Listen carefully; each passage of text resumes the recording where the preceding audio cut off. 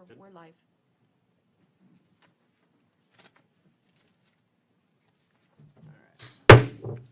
Call to order.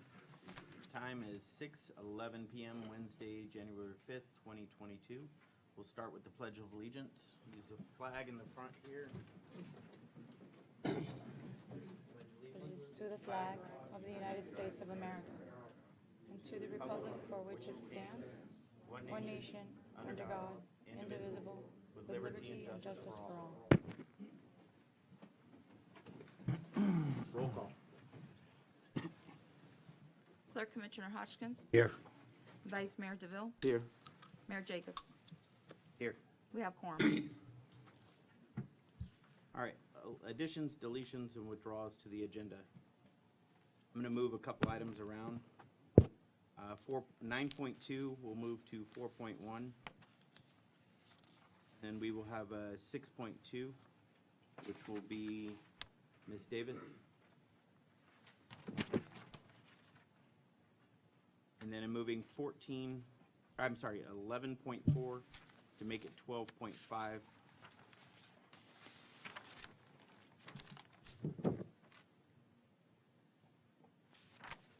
That's all I have. Is there anything you have, Ray? No. No, I don't. Okay. Mayor, I thought that we were going to move the presentation of Ms. Davis to 6.0. I just said that. 6.0, Ms. Davis. Okay, I'm sorry. Thought you said 6.2. Nope. 6.0, Ms. Davis. Okay, perfect. 4.1 will be moving 9.2 to 4.1 and moving 11.4 to 12.5. Okay. All right. I'll entertain a motion. Motion to accept the agenda as is, as stated by the mayor. I'll second. Roll call. Motion made by Clerk Commissioner DeVille, seconded by, motion made by Vice Mayor DeVille, seconded by Clerk Commissioner Hodgkins. Vice Mayor DeVille, Yes. Mayor Jacobs, Yes. Clerk Commissioner Hodgkins. Yes. Motion passes 3-0. All right. Now we're going to jump to 9.2, which is a public hearing. Resolution 2022-001. Town Attorney? Resolution 2022-001, a resolution of the Town Commission of the Town of Pembroke Park, Florida, granting a variance waiving the setback requirements of Section 28-75A1 of the Town Code of Pembroke Park for the property located at 3804 Southwest 52nd Avenue, superseding conflicting resolutions and providing an effective date. Heidi? Good evening, Mayor and Commissioners. Heidi Siegel, Town Planner. Thank you for moving this item up. Our applicant is actually a healthcare provider and needs to get to work at one of the local hospitals. This is what we would call an after-the-fact variance for a shed that was built without a permit. The shed was built outside of the required setback. When the clerk goes back, she'll show the picture. And you can see that the property is kind of unique. It's part of a townhouse development, but the property line actually goes all the way out to the street. So on the screen, the red line is the property line. To the left of your screen is the front of the unit facing into the townhouse development. To your right, the red line is 52nd Avenue. The yellow line is the fence that is the individual backyard for the actual unit, and you can see the blue square is the shed that we're talking about. Per the zoning code, that shed should be 25 feet from the setback of the property line, the red line to the right. It is actually a little over 19 feet from that red line. So they're seeking a variance that would allow her to proceed with finalizing the building permit process and doing away with an existing code enforcement case. The process that we have in the town is that you go to a hearing examiner, kind of like a special magistrate, a judge. that the town provides for variances. Mr. Hippler, our hearing examiner, held a public hearing on December 16th, and his recommendations are in your backup as well as outlined in my staff report. There are 18 hearing examiner recommendations. From the town planner perspective, 6 of those 18 include conditions that we asked for, and I'll quickly go through those. Looking at his on my staff report, D, that they add a window to the structure so it looks more like a house as opposed to solid concrete walls. F, that it should be, the structure itself should be painted to match the main dwelling unit. G, that the roof should actually have what I'm calling barrel tile caps put around the edge to give it more of an architectural. Right now it's just flat. It looks like a shed. Make it look like it's part of the townhouse. I, that the accessory structure can only be used for storage, not for business use, not as a dwelling unit, not for any other use. Q, that it cannot be expanded or enlarged. And finally, R, that in order to have the building permit issued, the applicant would need to get approval from her homeowners association to allow this variance. The applicant, Ms. Parker, is here with her representatives, Mr. Clive Ryan, her attorney, and Mr. Chuck Widener, her architectural designer, if you have any questions for them or would like to meet them, and I'm open to any questions you may have. Have any questions? How large is the structure, Heidi? That dimension has escaped my mind, but if you give me 1 second, unless Charles wants to yell at me. It's 9 by 9, right? 9 by 9. Okay, thank you. If you scroll down one, Marlene, I believe, you might have a better view of it. No, not in there. It's in the code. It's in your backup with the code Okay. violations. All right, thank you. Thank you. Ray, do you have anything? I'll open up a public hearing for public comment regarding this item. Is there any comment from the public? No comment. We'll close the public hearing. I'll entertain a motion. Accept item 9.2, Resolution 2022-001. right, 2022-001. I'll second it. First, second, discussion. Roll call. Heidi, with recommendations? The resolution references. Okay, sorry. You're welcome. Motion made by Vice Mayor DeVille, seconded by Clerk Commissioner Hodgkins. Mayor Jacobs? Yes. Clerk Commissioner Hodgkins? Yes. Vice Mayor DeVille? Yes. Motion passes 3-0.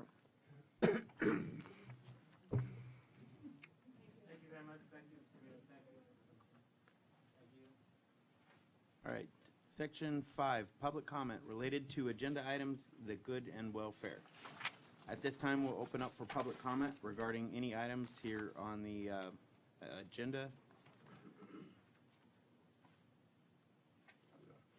We have a number of individuals that would like to speak. I first have Rob Roymond? Roxmond? Oh, sorry, sir, I apologize. So I run Doctor's Toy Store, and when I first met Jeff, he came in and he told me he was a mayor, and he's probably the nicest, most motivated Democrat I've ever met. But he's on a roll. I mean, if we all think about it, everyone wants security. Nobody with the right mind wants to defund the cops, and if they do, they should leave the state because it's just stupid. At the same time, we got to work smart. Would you rather have someone local in your neighborhood watch your house or somebody over there, some big organization? That's what it comes down to. And I'm excited about a local police force. I think there's a lot of good cops on Broward.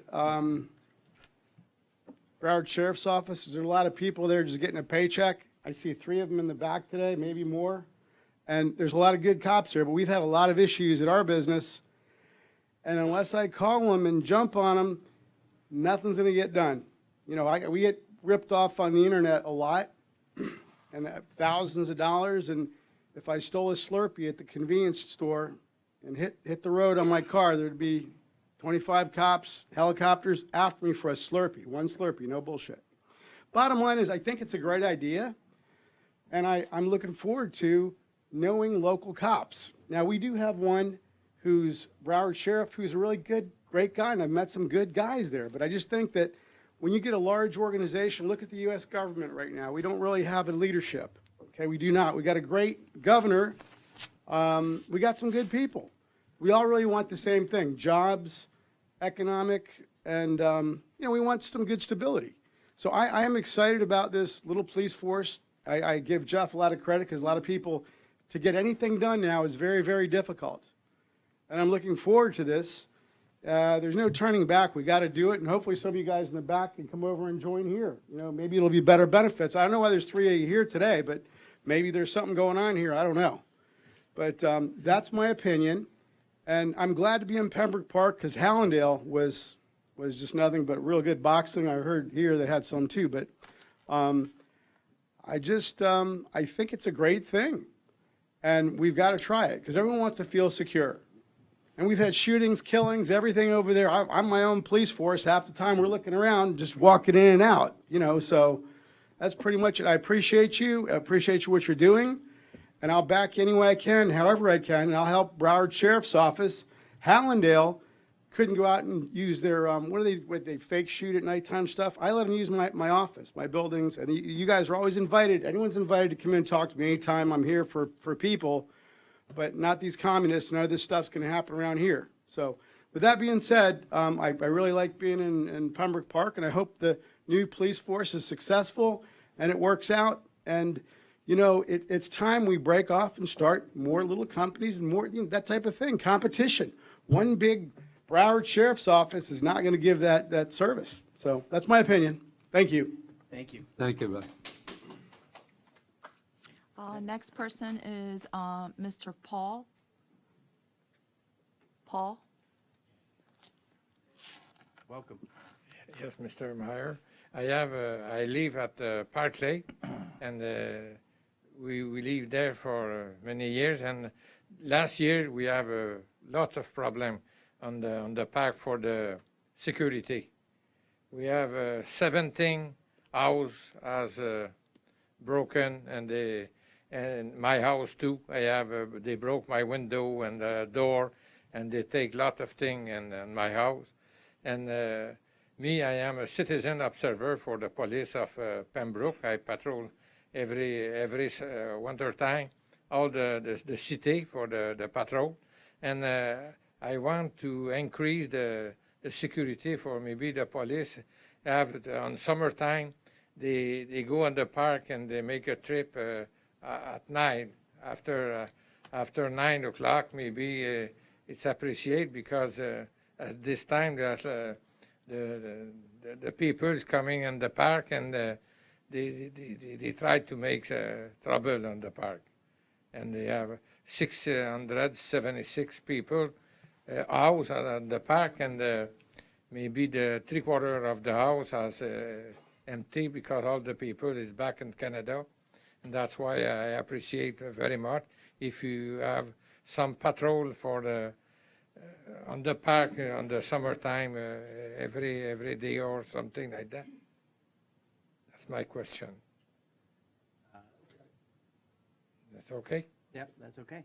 Thank you very much for your time. Okay, thank you. Thank you, sir. Mr. Dick Spock.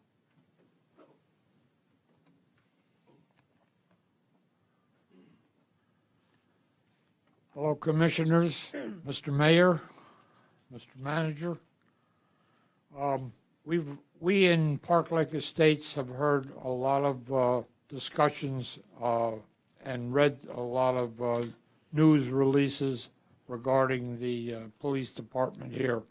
So we Park Lake Estates and the Board of Directors and the Executive Committee want to make sure that everybody understands where we are coming from on that particular subject of your own police force. And let me read this out loud, all right? And I request that this be attached to the minutes of the meeting as I read it. Okay, Park Lake Estates response to Town of Pembroke Park establishing its own police department. That's the subject. Okay, and it's presented at this commissioner meeting on 1/5/22. And it states, the administration and the executive committee of Park Lake Estates support all improvements that the town of Pembroke Park can implement to improve our park security and safety. Right? This is authorized by the PLI, Park Lake Estates Executive Committee, to be read and included in the minutes of the meeting. Now, we have several other items that we would like to discuss if we get an opportunity in 12.4 as an open forum. Yes, we can discuss that when we get to 12.4. Okay, good, thank you. Thank you. We have another speaker. Her name is Marlene Hernandez. I have it. Susie. Welcome.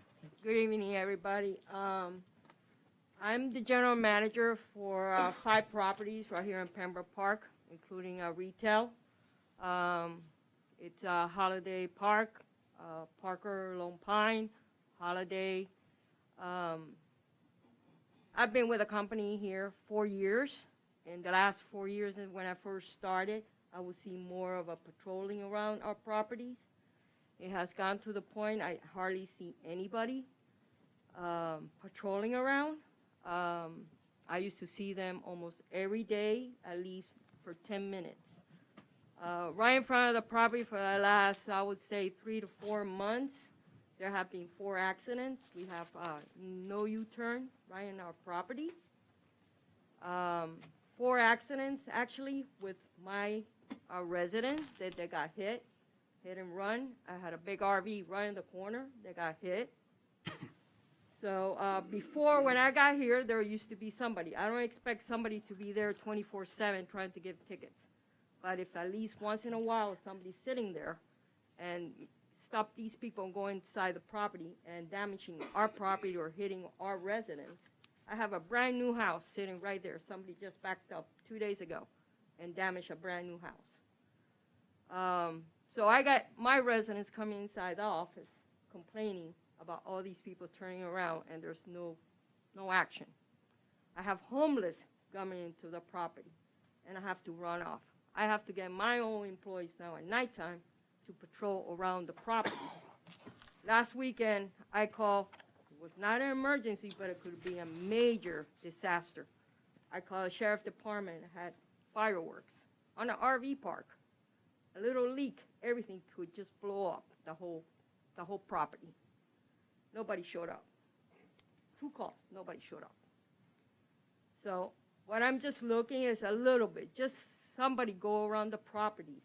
We had in Parker Lone Pine, which never had happened, 5 houses broken into.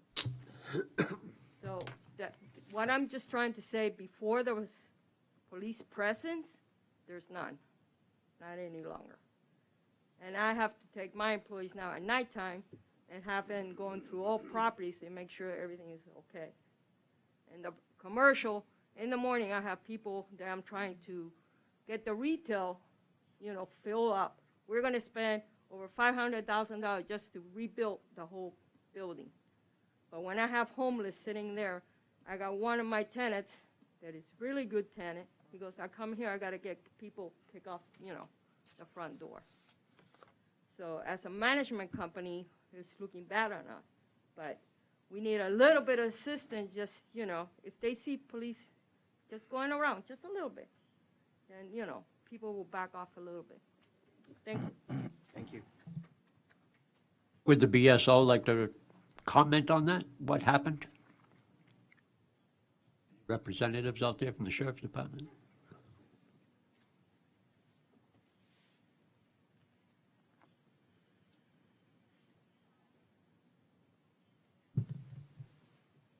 Good evening, Mayor, Commissioners, Captain Stephanie Coker, BSO.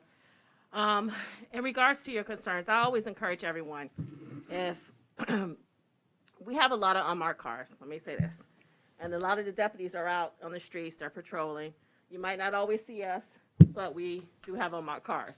Especially if we have an area that's being broken into, that kind of stuff, we put our undercover unit out there so we could catch them. That's the whole thing, to catch the bad guys. When it came to New Year's night, there was a lot going on. New Year's night. A celebratory practice is people to shoot in the air. And I don't know why, but people do it. And they shoot in the air and they forget what goes up, what must come down. And so that night, New Year's Eve going to New Year's Day, we were humping. We had a deputy involved accident where her car rolled over. She had broken bones. Unfortunately, we had 2 people who were injured at the mobile home parks. We just had a lot going on that night. As far as when it comes to traffic enforcement or any concerns, I encourage you, and I would like to speak to the lady who just left from up here after the meeting, so I can speak with you and get some more information regarding your concerns. But I encourage everybody, call our non-emergency number. If it's not an in-progress call, call our non-emergency number. We can be reached at 954-764-HELP. Please call my office. I can give you my card. Call me. It's just one of these things that we have to work with community to get involved. Unfortunately, we can't be everywhere all the time, but I encourage everyone to call us, help us, so we can do this together. It is a team effort. Law enforcement can't do it by themselves. So I encourage, if there are any type of problems in the community that you guys are dealing with, please give us a call. We're out here. We put together operational plans all the time to assist with any violent crimes, any burglaries that we're experiencing. The guys are out there. Trust me, they're out there right now with a stolen vehicle with 2 in custody. We're out here. We're doing our jobs, and that's our undercover unit. So that's what I have to say to that, sir. So the unanswered call was basically you guys were just had your hands full? I don't know if the call was unanswered. I would have to look into that. I can't answer that, to be fair. I do have to pull the calls for service regarding that. Okay. Okay. Chief, I don't see you on the agenda tonight. I don't think this is, no. No. I got a couple questions, if Yes, you sir. don't mind, real quick. Mhm. Just for the past month, have we had any vacancies within the district? Yes, sir. Which vacancies do we have? As far as like what, road patrol or? Yeah, patrol detectives, what do we have for this month for vacancies? Currently, right now, we have 2 vacancies in the district. 2 vacancies? Yes, sir. And they're both patrol or? They're both patrol, yes, sir. Okay. Do you know how many shifts that we didn't have coverage in Pembroke Park for the last month? Well, there's always coverage. We have a total, we don't look at it as Pembroke Park and West Park. We look at it as one big district.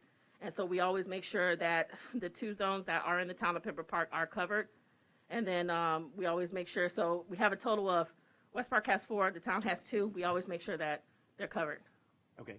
Do you know what the average response time was for the last month? I do not, sir. I would have to look into that for you. Okay. And are you aware of any grants the BSO obtained on behalf of Pembroke Park over the last year or 2? We just recently got assigned one it takes effect in January this month, regarding construction zones. If there's any construction zones that the town is going to be having where we do enforcement to make sure everybody's safe, the workers, the pedestrians, the vehicles. But that one just got assigned to us come January, but that's the only one I know of. Is there any in the last year or 2 that you know of? No, sir. Okay. Just questions I got every month, so. All right, thank you. You're more than Appreciate welcome. Wait, Yes, sir. Captain. Oh. I have a question regarding your response time with ESO. I need everyone to have their mics close to them, please, because with the masks, it's harder to hear you. Gotcha. Thank you. All right, first question. Are we assigned the same officers for the town on a regular basis, or is it just? For the most part, yes. You actually have one of them sitting in the back now, Deputy Calderon. I invited him to this meeting tonight because I wanted him to experience and hear. But yes, he is assigned. Okay, because what my personal experience has been with DSO is the fact that it seems like they don't know the town.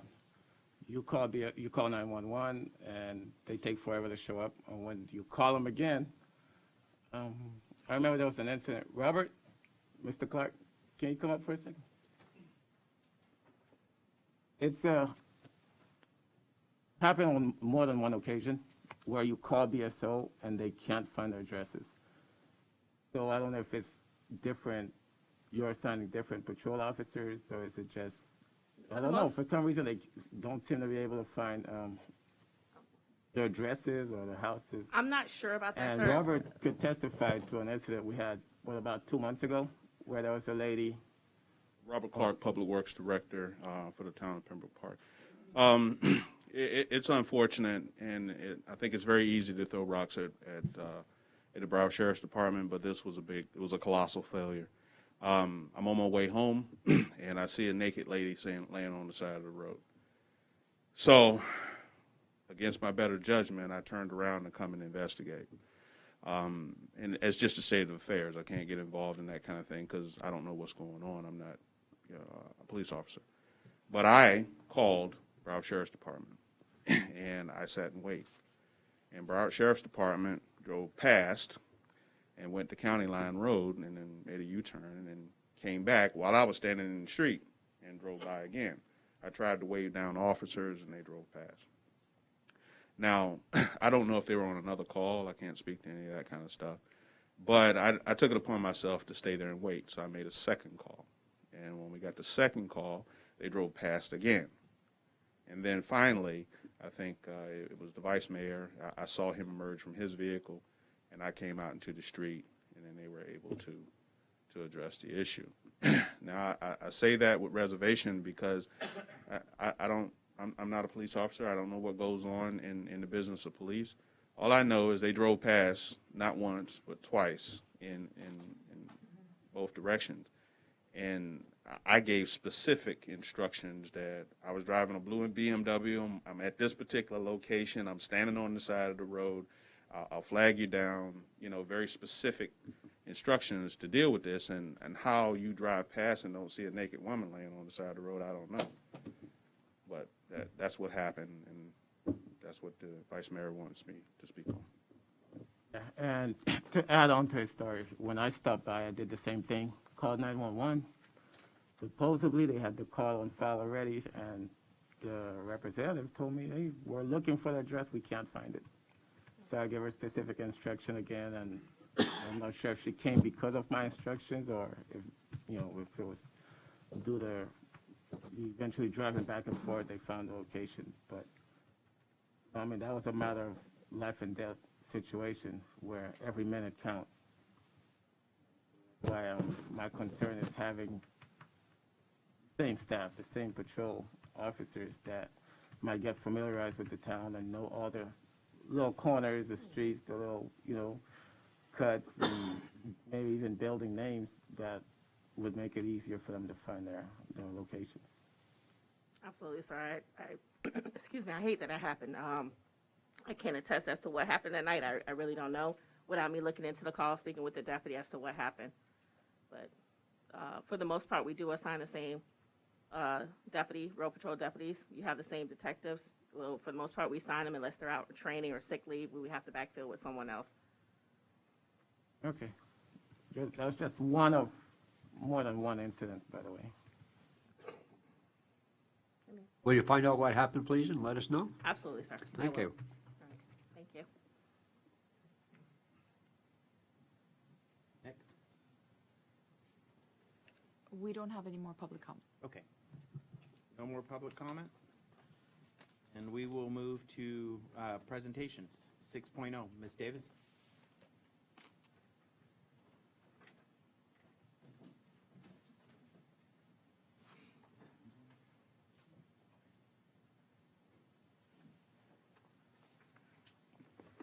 Good evening, Mayor and Commissioners. I'm happy to be here. My name is Tanya Davis with S. Davis and Associates, and you'll hear me possibly referring to the firm as SDA. And I am the engagement partner on the town's audit. SDA has been the auditor of record for the town starting with fiscal year 2019. And I've been asked to lend some clarity on the building department's accounting of transactions and presentation in the financial statements. And if you can indulge me a couple minutes after that, I'd like to give you all a very brief status update on where we are with the audit of fiscal 2021.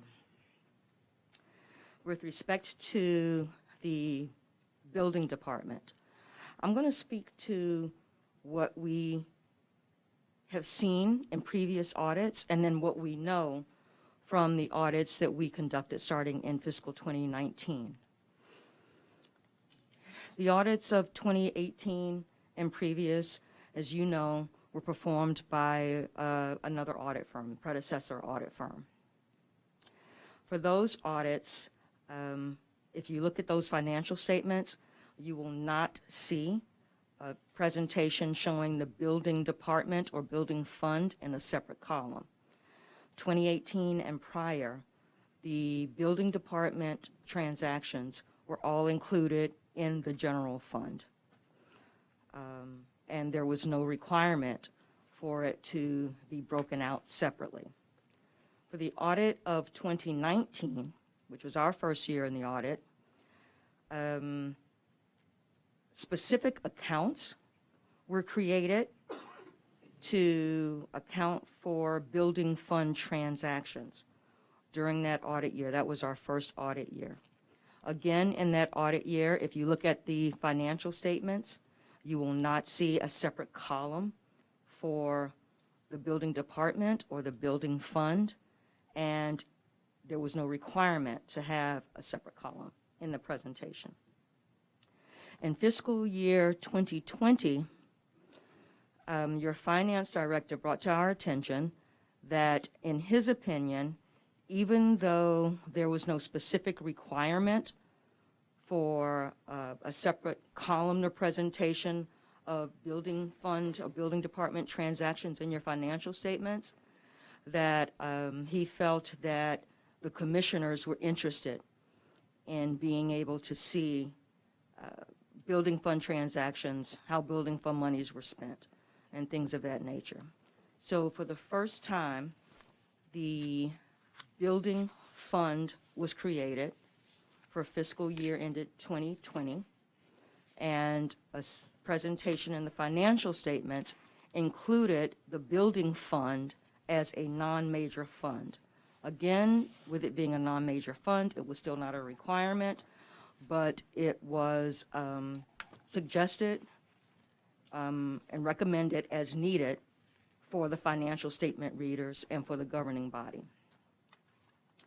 So from what we have been able to tell prior to 2019 by reviewing the financial statements and during the course of our years of auditing, 2019 and 2020, there's been no issue of concern with the building fund, building department transactions, and no commingling of building fund monies such that it should create an issue for the town or the town's accounting or financial statement presentation. Are there any questions, or is there any more discussion that you'd like me to have specifically as relates to the building fund presentation? I believe we have a Office of Inspector General report that stated that commingling of funds was happening within the town. And that's why I brought forward in 2019, after being elected, that we had a separate account for the funds because they cannot be commingled. Right. So the two should be separated. But what happened is I was reviewing numbers and looking at numbers, and the finance director was telling me one thing and I'm seeing another thing, and the numbers didn't match up. Apparently there was a mass of typos that were there that are either going to be corrected or are corrected, so I hear. Okay. So this is what this whole thing is about. Okay. So we were privy to the Inspector General's report coming into our first year of the audit. And as you see, or as you've seen, I believe, 2019, there were separate accounts created for the building fund. 2020, not only were separate accounts created, it was a specific fund and broken out, as you've seen. Okay. If there are no more questions, I can do a very, very brief update. It'll be quick. Any questions? No questions. No, I don't have any. Okay, go with your update. Okay. On the 2020, fiscal 2021 audit. We've already completed our preliminary audit procedures, and those procedures were performed in the months of October and November. A few of them carried on into December, but for the most part, those preliminary audit procedures were completed by November 2021 for fiscal year ended September 30th, 2021. And we have steadily been receiving audit documentation so that we can start our year-end field work. Our staff is still working under a hybrid model due to COVID-19 and the recent surge. So we will be primarily working remotely, but there's some things that we just don't get a good enough feel for remotely. And in those instances, we will be out on site working at the town. Right now, we don't foresee any issues with the 2021 audit. Thank you. Thank you. Questions? Mayor, real quick, I did want to, I mentioned that I asked Ms. Davis to come out here to answer any questions that you may have and provide some clarification. And in addition, myself, the town attorney, finance and building department, we met today, and any misinformation, misunderstandings was being worked on. We're looking at solidifying the process and better and keep moving forward. I'd also like to offer up, and we've done it every year, that we as your audit firm are more than happy to meet with each of you one-on-one, so there's no need for a public meeting or notice. One-on-one, even now, before we start our year-end fieldwork position, year-end fieldwork procedures, so that we can give you an even deeper understanding of where we are with the audit, and that we hear what your concerns may be and anything in particular that you may want us to look into before we start year-end procedures. The other thing is that we strongly recommend for every municipality that we audit is that prior to the commission meeting at which we present the results of the audit, that we meet with you again one-on-one, go through the audit report, answer any questions that you may have. The ways in which this is typically done is that if it is a meeting prior to the beginning of field work, we typically meet just with the governing body and the auditors alone, one-on-one. If it is a meeting just before the presentation of the audited financial statements, we start the meeting with the commission, the finance management, and the city manager, and the auditors, and then we excuse staff. The finance management and the city manager are excused so that we can then deal with you again one-on-one privately for any concerns you may have. As clerk commissioner, I would like to do that. I would like to set up meetings, at your conveniences. We can figure out a schedule of some sort. Thank you. Thank you. That's great. Thank you for your time. Okay. Thank you very much.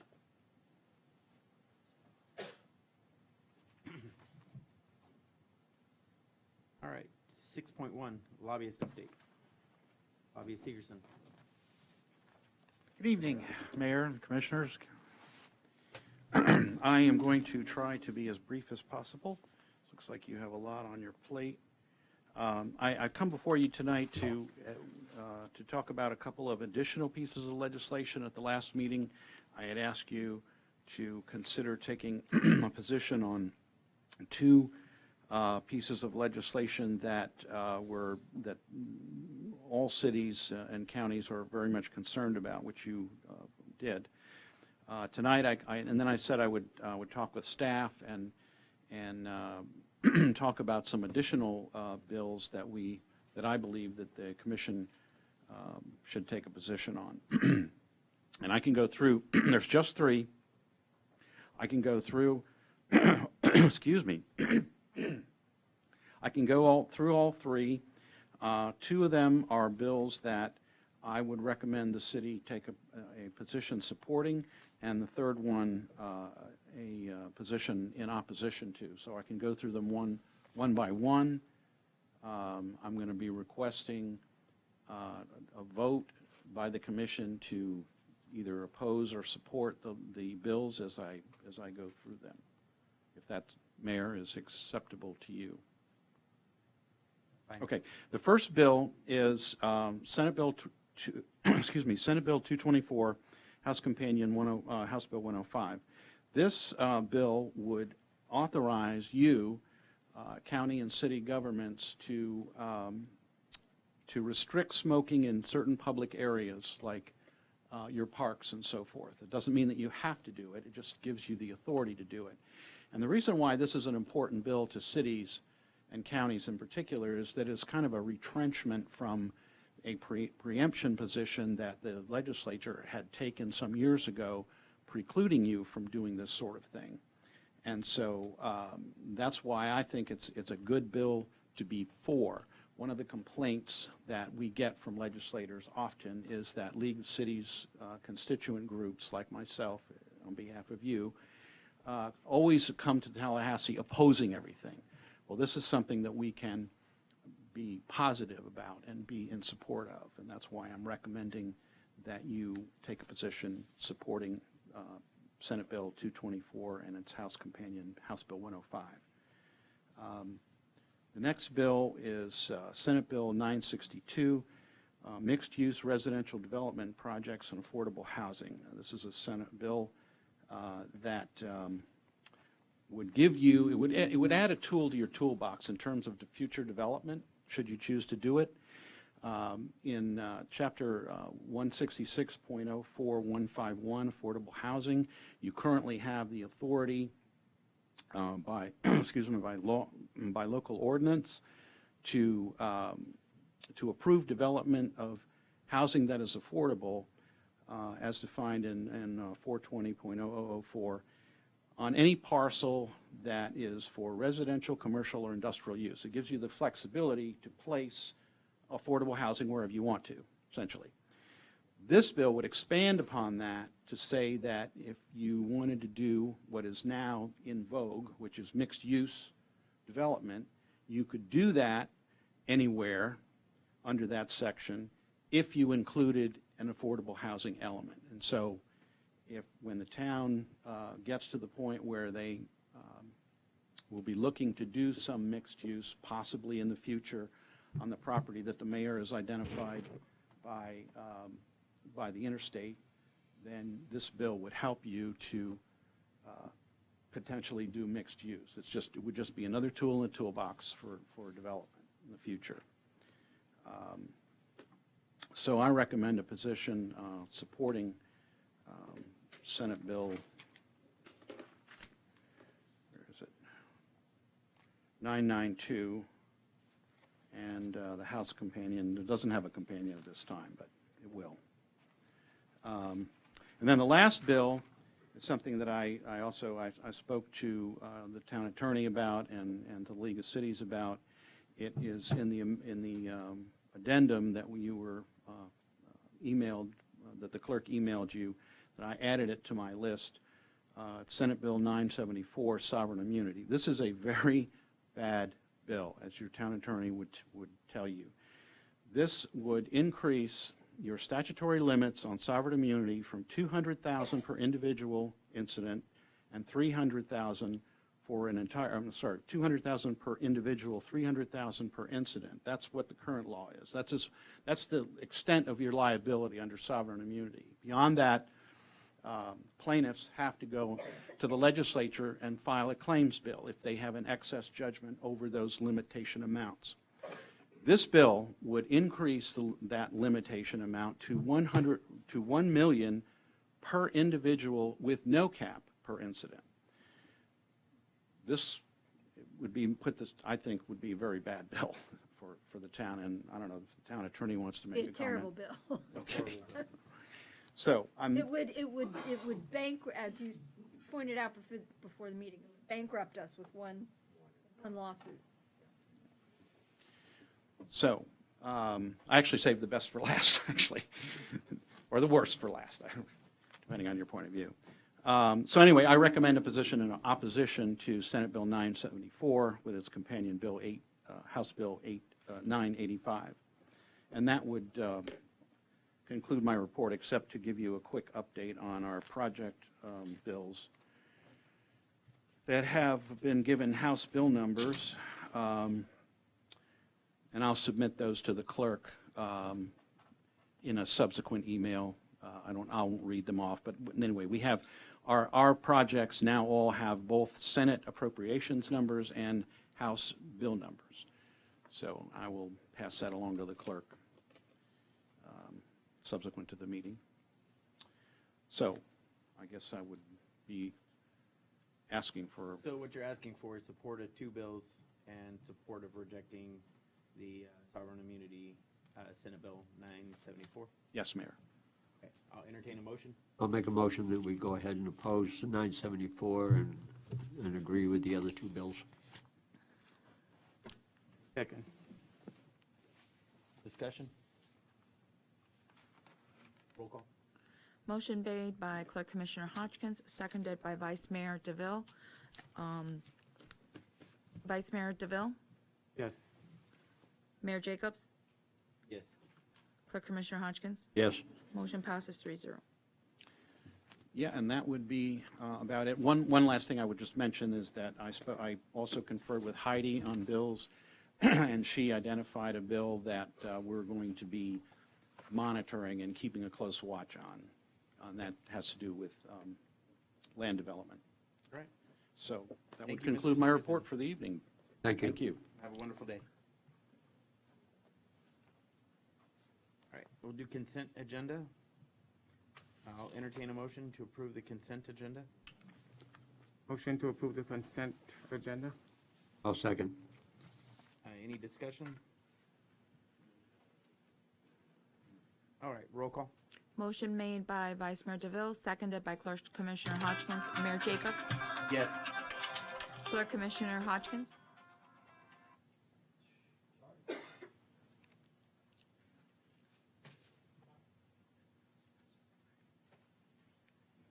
Vice Mayor DeVille? Yes. Clerk Commissioner Hodgkins? Yes. Motion passes 3-0. Thank you. All right, I want to take a 10-minute recess here before we continue on with item number 9.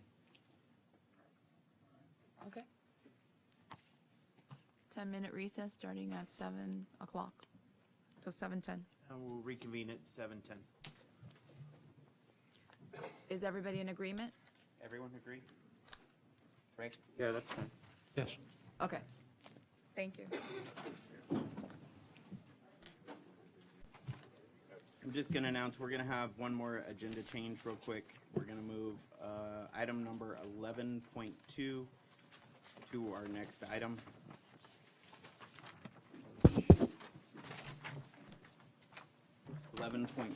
will be Town Planner Siegel. Approve the contract of business Blair for a market analysis and economic development strategic plan, RFQ 21-10, Town Planner Siegel. Good evening. Earlier this year, the Town Commission authorized us to go out to bid for a market analysis and economic development strategic plan. If you recall, this will be a study that will be conducted to basically inform us of what our market can bear, what kind of businesses we can attract, and therefore we can adjust our zoning code and other regulations to reflect the market. We know we are in a very strategic location, and we want to make sure we're doing it the right way. We put out the RFQ, and we received 4 responses. Myself, the town manager, the finance director, and the public services director, we met to review them. We asked 3 firms to come in and present. Of those 3, 2 presented, 1 chose not to proceed with their presentation. And then after the scoring of the firms, we scored Business Flair as the highest. This is budgeted in this fiscal year's budget under the town planner's office for $40,000.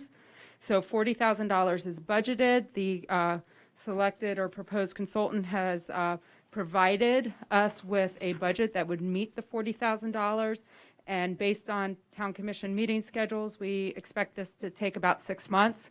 My goal is to get it done before we finish up with budget season, so we know if any changes we need to make to the code, we can appropriately budget. I have Mr. Kevin Crowder and Alicia from Business Flair here tonight. If Kevin can quickly introduce himself to you, I would appreciate your support of this contract. Thank you. Do you want the mic? You gonna stand?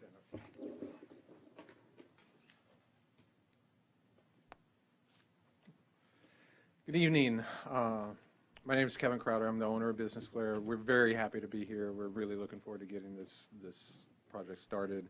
We are familiar with your town and your opportunities, the assets that you have, your business community especially. Sort of, you've got this entrepreneurial and employment center here in Pembroke Park, and people need to know about it.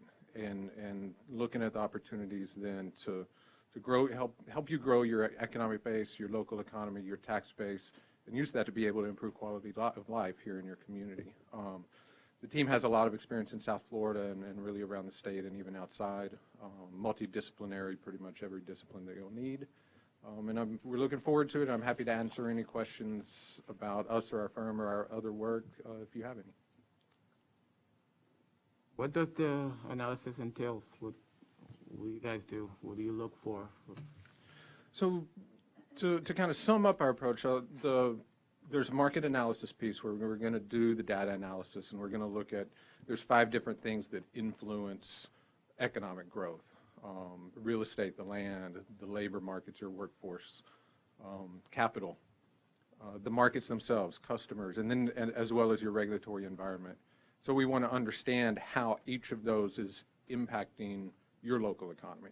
And then from there, as we start going into the planning process on things that you can do, there's going to be a lot of great ideas of things that you want to do and things that can be done. But it's really, okay, what's going to be realistic for you to do within your resources, within your abilities? So we start looking at things you can do and come back to those things, whether it's the real estate or the labor markets or capital or regulations. And what are the things that are going to have the best, most positive impact on each of those that you can do going forward? We do a lot of public engagement that includes, we'll have one-on-one meetings with each of you, with your staff who know your community, with stakeholders throughout your community, both the residents as well as businesses. We'll want to meet with commercial real estate brokers, with a wide range of people, as well as more open house forum type meetings. We will do a survey. We usually do either bilingual or trilingual surveys in the communities that we work in. And then we take that and we're really looking for the opportunities. So it's tying the data that we find that we can measure, and then the more intangibles that we get from these conversations, and then what are your opportunities? Another thing that I would tell you is a lot of the times the market analysis is about looking at what's your market demand. For us, we think of it more in terms of what's your potential, what's your market potential, to give you those different opportunities. And I think we have an approach that's really good at building consensus and creating a vision, but then it comes into very implementation strategy, where we're just not going to give you, here's these sort of great sounding strategies to do. We're also going to tell you, here are the tasks that go with those. Here's who is the responsible party for them. Here's who backs them up. Here's how much we think they cost. Here's potential funding sources for them. Here's how long they're going to take. All right, thank you. Any questions? No. No questions. Thank you. Looking forward to it. Thank you.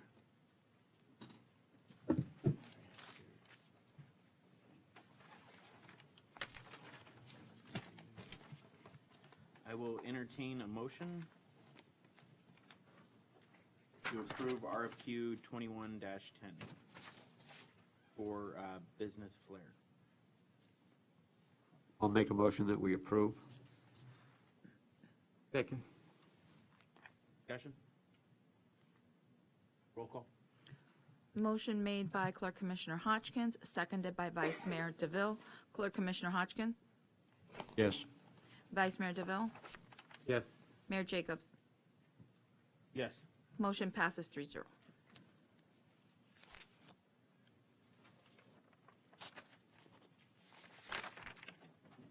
right. Thank you for your time. Thank you. Now let's go 9.1. Second public hearing, establish a general government facilities impact fee, town planner Siegel, ordinance number 2021-009, town attorney Anderson. Ordinance number 2021-009, an ordinance of the Town Commission of the Town of Pembroke Park, Florida, repealing Division 3 Fire Public Safety Facilities Fee and Division 4 Impact Fee Acquisition of Parklands of Article 3, Chapter 5 Buildings and Building Regulation, Code of Ordinances of the Town of Pembroke Park, enacting a new Division 4 Governmental Facilities Impact Fees of Article 3, Chapter 5, to provide for impact fees for new residential, commercial, and industrial projects, providing for severability, providing for inclusion in the Code of Ordinances, superseding conflicting ordinances and resolutions, and providing an effective date.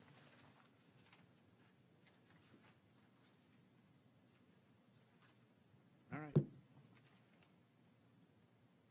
Town planner Siegel? This is a public hearing if you want to open it. Okay, I'll open it up for public hearing. Any comments?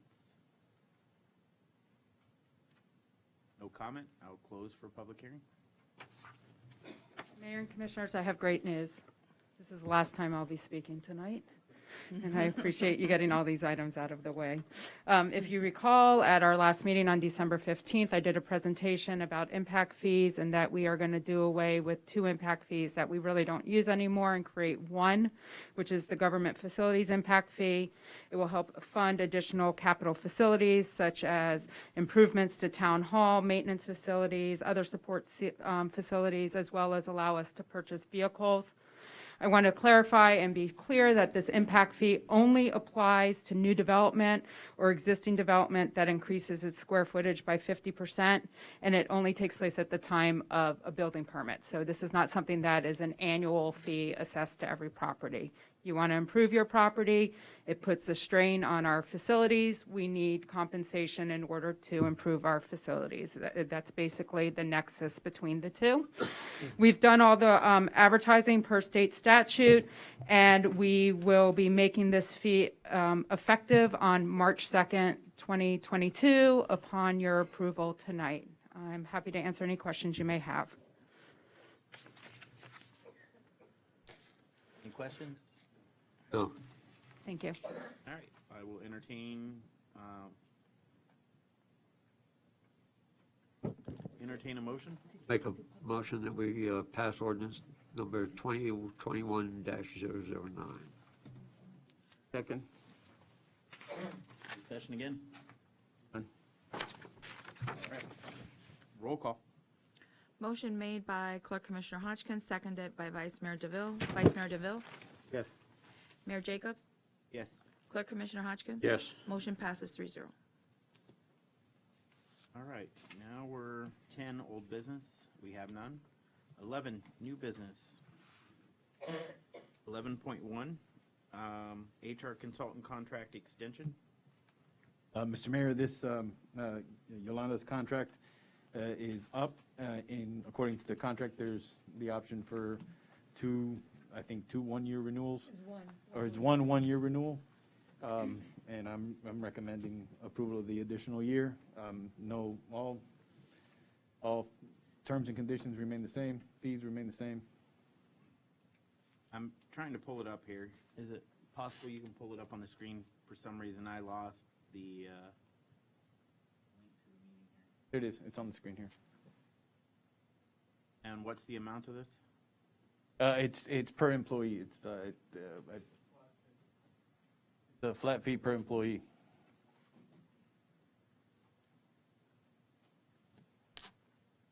The initial, Harry Taubenfeld, Finance Director, the initial contract was a flat fee per person.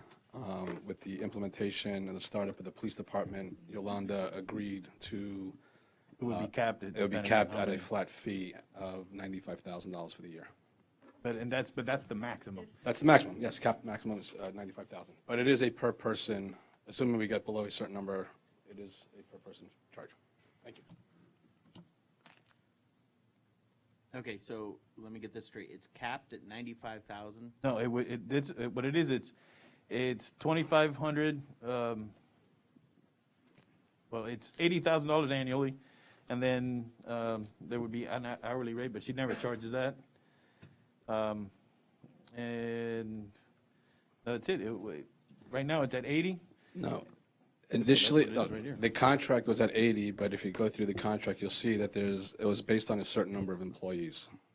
Okay, so then that The fluctuates. number of employees grow, so that's why we're closer now to $90,000 on, $95,000 on an annualized Okay, basis. so originally it was 32 employees at a rate of $2,500, and then it says 80, so that's what it is, that's the rate, depending So on the we've lost some employees. employees. We're up to 36, I believe, roughly, somewhere around there, 36 employees at the moment. Can you send me a link to the agenda for today's meeting again? Sure. If you want to look at the contract, I have it, it's actually in our backup, I think. Yeah, I'm trying to pull it up, but I lost everything. It was right here, Oh, gotcha. and Here. so it's gone. So, okay, so what are we renewing the contract at?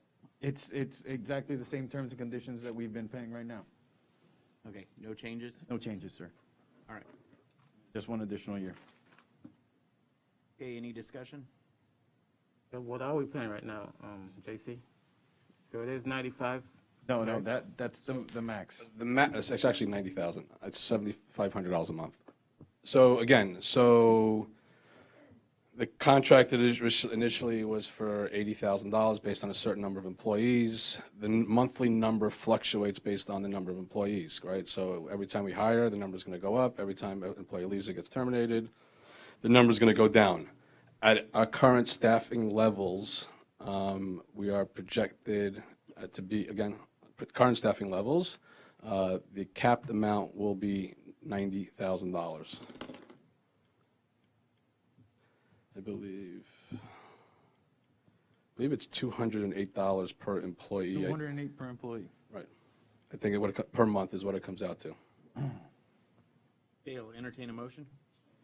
Hold on, and JC, why are we not going out for full-time HR? At this point, the $90,000, the maximum, that exposure is a cost savings. It would be less than if we were to bring our own in-house professional. How much would it be, more or less, for our own in-house? Depending on your price range, but it could, including benefits, Again, for benefits, you'd have to assume anywhere between 35 and 40%, whatever the salary you deem for that position. So you want to assume $80,000 salary, 30% benefits, it's another $24,000. You're looking at a total number of $104,000. Right. I mean, I have no problem with the numbers. What I have a problem is us not having a full-time HR when we do need it, when staff does need to see HR. Currently, I believe she's there, she used to be here 2 days a week. Now it's 3 days. 2 days a week. And those 2 days that she's not here, if staff has an issue, they have to either wait for her to get here the next day or call her, which she may not answer. And I think the fact that we're open full-time, 5 days a week, we should have a full-time HR here for whenever we need, just like we've done with all the other positions. We bring them in-house, more dedicated positions, strictly for the town. And we're here, contract consultant that's here 3 days a week. Okay. I don't feel that If in the town's best interest. If that's what the commission desires, what we can do is plan for the next budget year to bring somebody on full-time. And in the meantime, keep Yolanda on month to month until that point, and then bring somebody else to replace her if that's what the commission desires. I don't think it's necessary at this time, but If the commission, if that's the commission's desire, that it is what it is. If What you, what do you guys think? Mayor, if you could just, I wanted to mention something. I can't get her on the phone if you have any questions for her. She's unable to be here because she's ill. I spoke to Yolanda before. She Oh, knows how okay, I feel sorry. about it, so. Just wanted to put it on the dais, that's how I feel about that. In my opinion, we have one re-up on her contract here. So I think we should re-up on the contract for the year. And as we get further along into the year, we figure out and make a decision on what we want to do at that time. That way we're not without HR services for any length of time. Yeah, that sounds logical. Give us the time to. That gives us some time to plan ahead. Right. All right, let's go. All right, I'll entertain a motion. I'll make a motion to approve the contract Second. For 1-year extension. for the 1-year extension, yes. Second. Yes, second. All right, discussion. JC, I guess we could give you direction to look in what's the best course of action within the next year. Absolutely. Plan for that. You all right with that? Yes. Are you? Okay. Roll call. Motion made by Clerk Commissioner Hodgkins, seconded by Vice Mayor DeVille. Mayor Jacobs. Yes. Clerk Commissioner Hodgkins. Yes. Vice Mayor DeVille. Yes. Motion passes 3-0.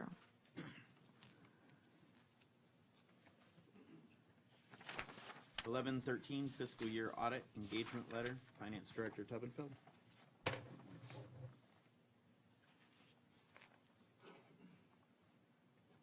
Yeah, just to add to the presentation from, excuse me, from Tanya Davis from SDA, what you have here is the actual engagement letter for the audit. It's standard procedure for that's part of the requirement for the audit. Just need your signature, sir. Thank you. All right, I'll entertain a motion. I don't think you need a motion, to be honest. You don't need a motion on it? Harry, do you need a motion? Oh, okay, sorry, I apologize. I'll entertain a motion. Approve 11.3, I believe. Yeah, the fiscal 2021 audit engagement letter. Let's go 2021 audit engagement letter. I'll second. Discussion? Roll call. Motion made by Vice Mayor DeVille, seconded by Clerk Commissioner Hodgkins. Clerk Commissioner Hodgkins. Yes. Vice Mayor DeVille. Yes. Mayor Jacobs. Yes. Motion passes 3-0. All right. Moving on to 12, discussion. 12.1. I don't know if you're aware, every year we have a 2-month hiatus. Usually it's July, August, but we can do it at any one time. This year, what I'm proposing is that we have the hiatus for February and March. All that does is it takes away our regular scheduled meetings, so we don't have regular scheduled meetings. And I'll tell you the reason for this, and I'll come back to it. I'm leaving for training for a new aircraft, and for the next couple months. We have flexibility, so I can come back to a meeting if we have a special meeting. So this gives us the ability to have special meetings at the time I can come back. We'll put a special meeting together because I don't have a schedule of where I'm going to be for the next 2 months for February, March. Normally, these hiatuses are great because the commission gets a little break. Since I've been here for 3 years, I haven't really had that opportunity. So I work throughout the entire thing.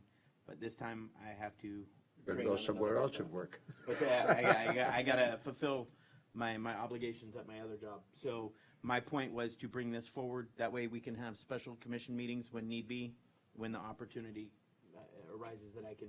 You would be available. Would be available for those meetings. Any questions? No, I don't have any questions. You okay with that? Yeah, that's fine. Yeah, all right. Then I'll entertain a motion to have the hiatus for the months of February and March of 2022.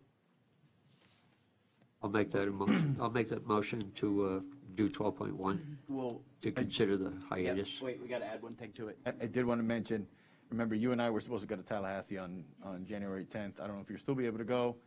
Because you're supposed to be around that time heading over to training. January 10th. Yep. Yep.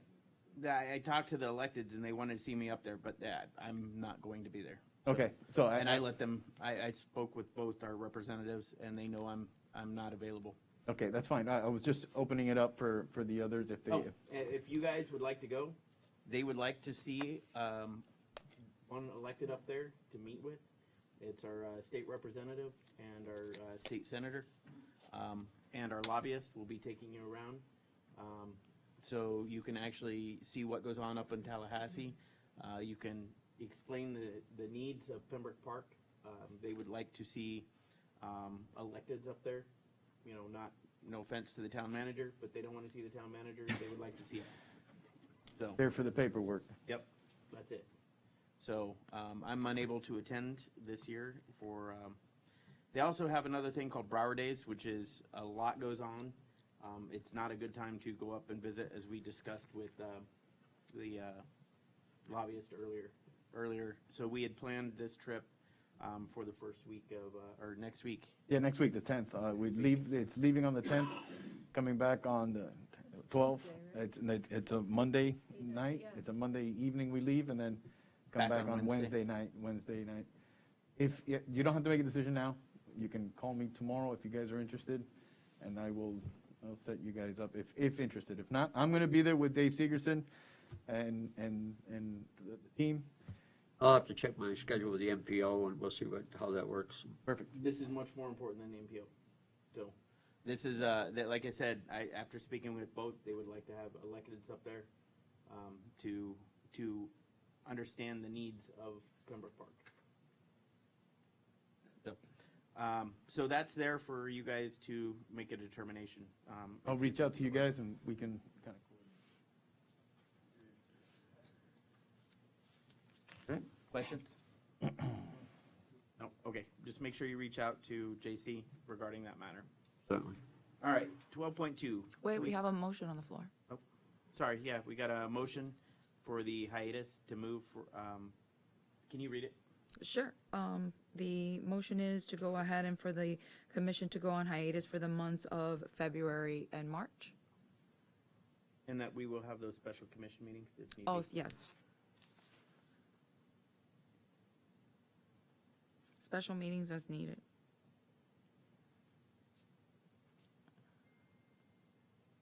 Seconded, right? Motion was made by Clerk Commissioner Hodgkins, seconded by Vice Mayor DeVille. Discussion? Roll call. Vice Mayor DeVille? Yes. Mayor Jacobs? Yes. Clerk Commissioner Hodgkins? Yes. Motion passes 3-0. All right, 12.2, Police Department. I put this on the agenda to bring it back up to discuss. Last time, we brought forward and gave the town manager time to find a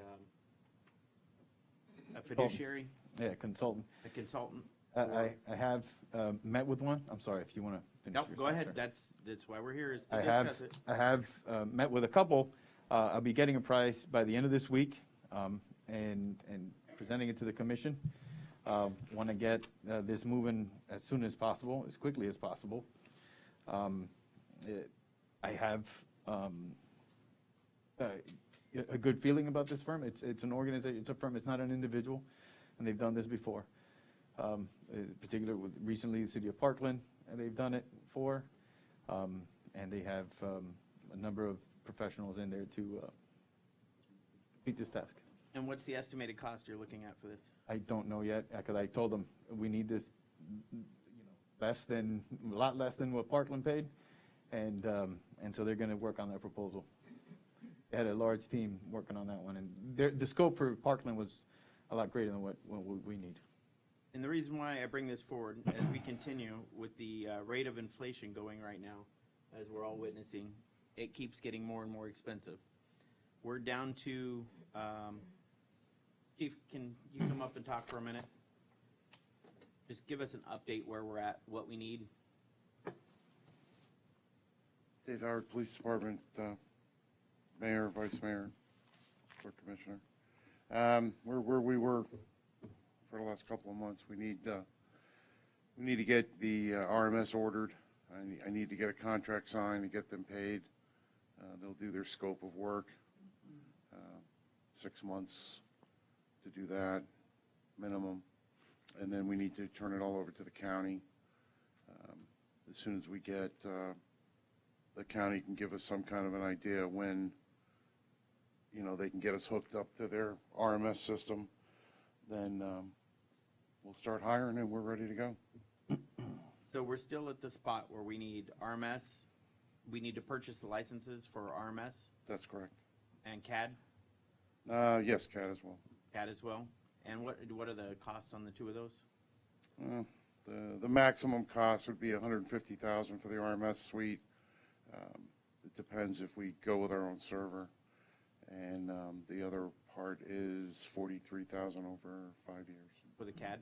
For the CAD. So under 200,000? And this is what's holding the police department up, is these Yes. connections? It's been holding up the police department. So There was a timeline, I believe, right? On how long it would take to get those? Yeah, I already discussed that. It was, the scope of work would take 6 months for the vendor for the RMS, minimum 6 months, and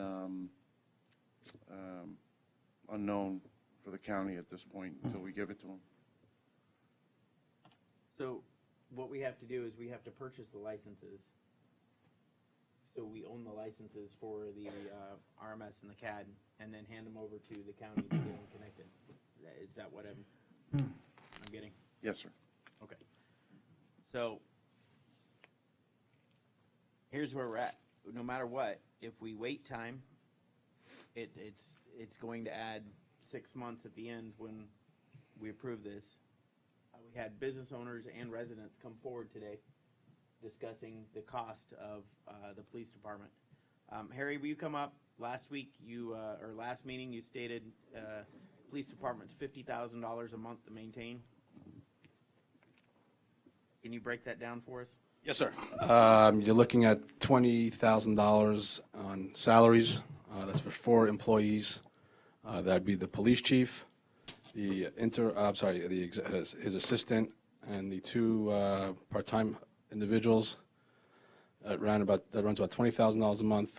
Payroll benefits are roughly $8,000 to $10,000 a month. That encompasses your FRS contribution to the pension plan, as well as any health insurance offered to the employees of the department, as well as other insurances that are offered to the employees. And then I said, in addition to that, is the loan payment for the police department, which is costing the town $23,000 a month. So when you factor those two, it's $53,000, and then a couple. I'm sure there's some miscellaneous expenses as well. So that's how I came up with the number, on an average of $50,000 to $55,000 a month. So how many people do we currently have in the police department? Currently? Yep. I'm not really sure. So, JC? I believe it's 2 now.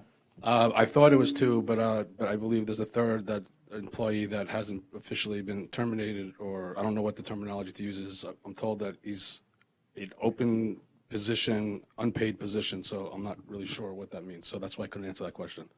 I don't know if it's 2, if it's 3. We had some people resign, so that did reduce the number. But I did speak with HR this morning, and I think she was confused also as to how many people are currently still in the police department. So what's the accurate number of what we have? For the I'll defer to the police chief on that one. Last payroll, we paid for 4 employees. So if you want me to answer your question, based on the last payroll, we paid 4 employees. Okay, and now we only have 2. Is Joy being paid out of the police department, or is Joy being paid out of the town? Out of the Police department. Same bank account, right? But it's police department. All of Joy's expenses are being allocated to the police department, which was approved by the commission on the fiscal 22 budget. Okay, so loan repayments, $23K? Yes, sir. Okay.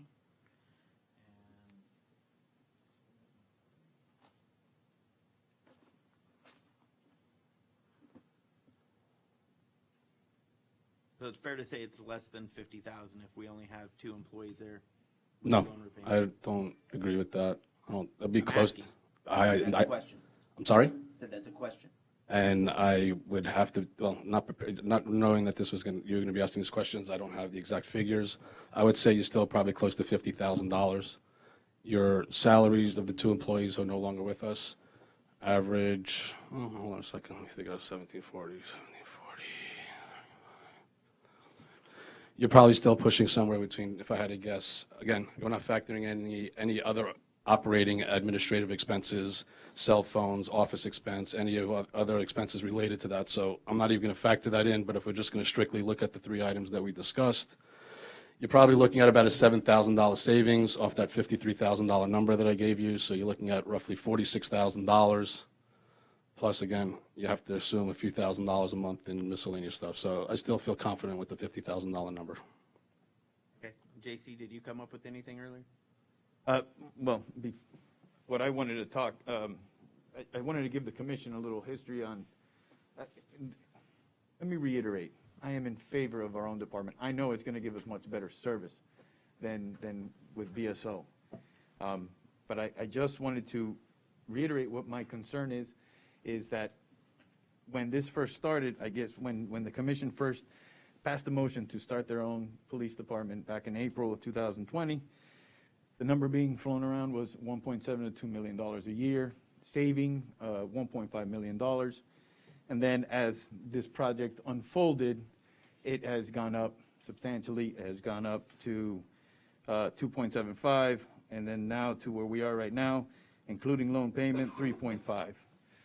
So that's the reason why I wanted the independent third-party consultant to come in, reassess all the numbers, take a look at it, and make sure that we're in the ballpark, we're correct, because I really don't want to pull the trigger when the target keeps moving. Okay, so my question is, how much approximately is this consultant going to cost the town? I asked them for the proposal. I'm going to have it by the end of the week, and I should be able to send that to you guys at the end of the week. Okay, so meanwhile, we're paying $46,000 a month to put the town on hold. Well, my recommendation last month was to eliminate all those positions to save that money. Yeah, but your position last meeting was to sell off all the equipment that we purchased, to eliminate the staff for the police department. Eliminate the staff? And maybe in 3 to 5 years, restart the project. No, I continue. That's what you said. I said realistically, 3 to 5 years would be when we can actually cut the ribbon. But I will say that with this police consultant, they may tell me differently. Okay. Does anyone else have anything to add? I'm always the one speaking here, so anything from the other commissioners? Many uncertainties. My opinion. Hold on one second, Dick. I'll bring you up here in a minute. No, that's all I had to say. It's too many uncertainties right now when it comes to the numbers. I mean, like I said, I want the police department, but we also need to have concrete numbers to know we can move forward. So where we stand now, it's hard to make a decision. So be comfortable with the decision. We have 2 different budgets for the police department. We have the one that the chief assembled, and then we have the one that you and the finance director assembled, that you presented at the last meeting. But the funny part is when you add the... May I interrupt for a second? I'm sorry to interrupt. When you add the loan payment into the chief's budget, it's the same amount, 3.5 something. I realize, and you and I discussed the loan repayment is a debt to the town that wherever it happens to sit as a loan item, it sits. But it's still the cost of building a department. It doesn't happen for free. Like the county sheriff believes it can happen, that magically, boom, you have a police department. It doesn't cost you anything. Right. We took out a loan for $2.5 million to build this police department up. The commission's voted 3 times now to push this police department, to vote for the police department. Now, I get the numbers have changed, times have changed, inflation's changed, everything's changing. It's something that we're having to deal with in every which way. It started off as not only a good service, but it also started off to save a lot of money, $1.5 million. It had 3 purposes, and I brought this forward, and we have discussed this numerous times. The 3 purposes is, 1, we're paying for a service that we're not getting. Residents, I can tell you from the calls I get from everyone that I talk to, I'm probably one of the few mayors in Broward County who actually walks around and talks to our business owners and our residents. I do it. You'll see me on the street. Today I did it. Yesterday I did it. I talk to them. They all have my cell phone number so they can communicate with me. You don't see that from too many mayors anymore. No, sir. I'm the one that goes the extra mile. Obviously, one of our business owners stated that earlier today. Sir, But my point is, one was to establish a service that we're currently paying for and not getting. So personally, as a business owner myself, I don't pay for a service that I'm not getting. If I'm not getting the service, I don't pay for it. I'll stop that service. And that was the biggest issue. Okay, the second issue was the fact that this separates us establishes us to prevent us from being annexed. This whole thing of annexation's been thrown up year after year after year, where we have lobbyists that we pay almost $100,000 for a year to prevent annexation. We establish our police department. That's another $100,000 we're not spending on annexation. So it establishes our own department. And three, provides a service. And cost savings. Well, the cost savings is coming up to what we're paying now. But again, the BSO contract has that 5% increase. So after 5 years, we're going to be paying over $4 million a year for the BSO contract. And that's not to mention, you and I had that meeting with BSO. A new contract with BSO starts at $5.4 million per year. That's for us by ourselves. That's correct. That's for us having our own independent sheriff's contract. Here, So- I agree with everything you said. I agree with everything you said, especially the part that you're hardworking mayor and you walk and you meet with the neighbors and your heart is in the right place. I 100% agree with you, sir. I just want to know how much it's going to cost. I do too. That's all I want to know. That's where we're at. So we need to get this going in a very timely manner. Wouldn't the logical thing be to get the consultant next week and see, Exactly. go from there? Well, it does, obviously, the commission would have to approve that unless you guys feel comfortable authorizing me to approve a certain amount. But it would have to come back to the commission for approval. I think due to my work situation, because understand I do work 2 full-time jobs, this here and as in another position. So, and the fact I'm leaving town, I think it's in the best interest to set a not to exceed price when it comes to this. But I need to know a number. I don't have a number. I spoke to them. They're gonna work on it. If you guys, I don't know what number you guys feel comfortable with, and I can at least have that starting point to work with them. I'm looking for a recommendation. Right now, off the top of my head, we paid 24 for the other one. This one. You see how much did Parkland pay? Parkland paid $100,000 for theirs. 115, excuse me, you're right, 115. So I was gonna suggest maybe 50 for us, so I can, yeah, the echo was horrible. So I can at least have that as a starting point and move this forward. This is not an individual, this is a company, this is How about we make it a not to exceed 60,000, because I don't think you're gonna get it at 50. Okay. You all right with that? I'm all right with that. You all right with that? Get Okay. things rolling.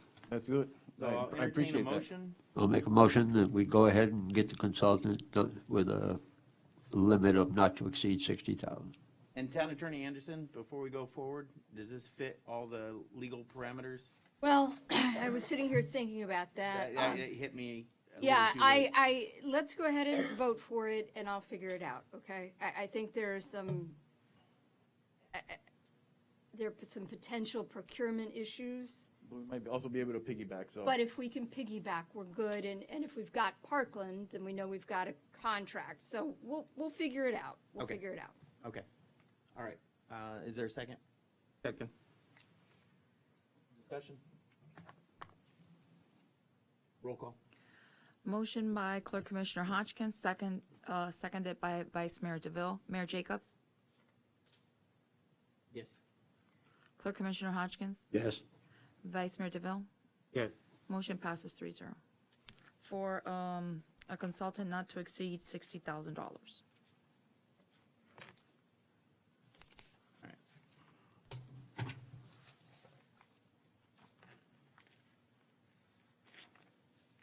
All right, Town of Pembroke Park budget. I put this on here to discuss the budget. What are we doing to cut cost for the town? And this goes to the town manager. Well, sir, again, at the last meeting, my 5 steps, the last item on there was authorize me to search for ways to cut, seek to privatize or outsource certain services that we provide, the possibility of eliminating, merging positions. It wasn't approved at the last meeting, but that's what I'm going to recommend. And look at every single service contract, every single contract that we have, that we can cut, eliminate, reduce, what we can do. Okay, can you put something to come forward for the next actual meeting that we have on a plan for cutting the cost for the town? Sure. I'm sure there's contracts that we don't utilize that we're paying for, that's been overlooked. I can't specify any, but there's so much that goes on that, and so much from the past that we really need to comb through everything. Sure, absolutely. Like I said, there's things by pushing our police department forward that help save the town money, like cutting the $100,000 to the 2 lobbying firms that are specifically there. The 2 lobbying firms are, I'm going to say it wrong, so I'm going to ask you to say Helmich. Helmich And Tidewater. and Tidewater. Those 2 are specifically there to prevent annexation from the neighboring town. So we pay them almost $100,000 a year for services. So having our own department stops that. So that's another cost savings that we have. So these are the little things that we need to be looking into that help save the town money when it comes to overall cost. In a previous meeting, it was discussed that if the licensing was going to take like 6 to 9 months to get, is that still a viable time limit at a very serious cost? The most recent, I guess, email that I had read from the provider, the software company, was first quarter of 2023. So that could be next year. At a cost of how much each month? Oh, that was, I believe, it was going to be 150,000. But the chief said. All right, thank you. There's 2 different options, and Rob was handling it. It was we could buy our own servers, etc., for a cost of $150,000, I believe, $17,000 a year maintenance, and the other option was $13,000 just for the licenses. We'd be piggybacked onto the county. The vendor, of course, said that we'd be quicker if we went with our own servers, but I don't know that that's what we should do, not yet. Which is the quickest process? Well, according to the vendor, if you buy your own server and spend a lot of money, that's the quickest process. What's the cost of our own server? It's like around $150,000. On top of the licensing? No, the licenses for CAD is Motorola, and that's something different. That's, it's like I said, it's a $43,000 over 5 year. Okay. Nothing you can do with that. All right. Dick, I know you want to speak, so I'm going to open it up for public comment. Yes, please. Come on forward.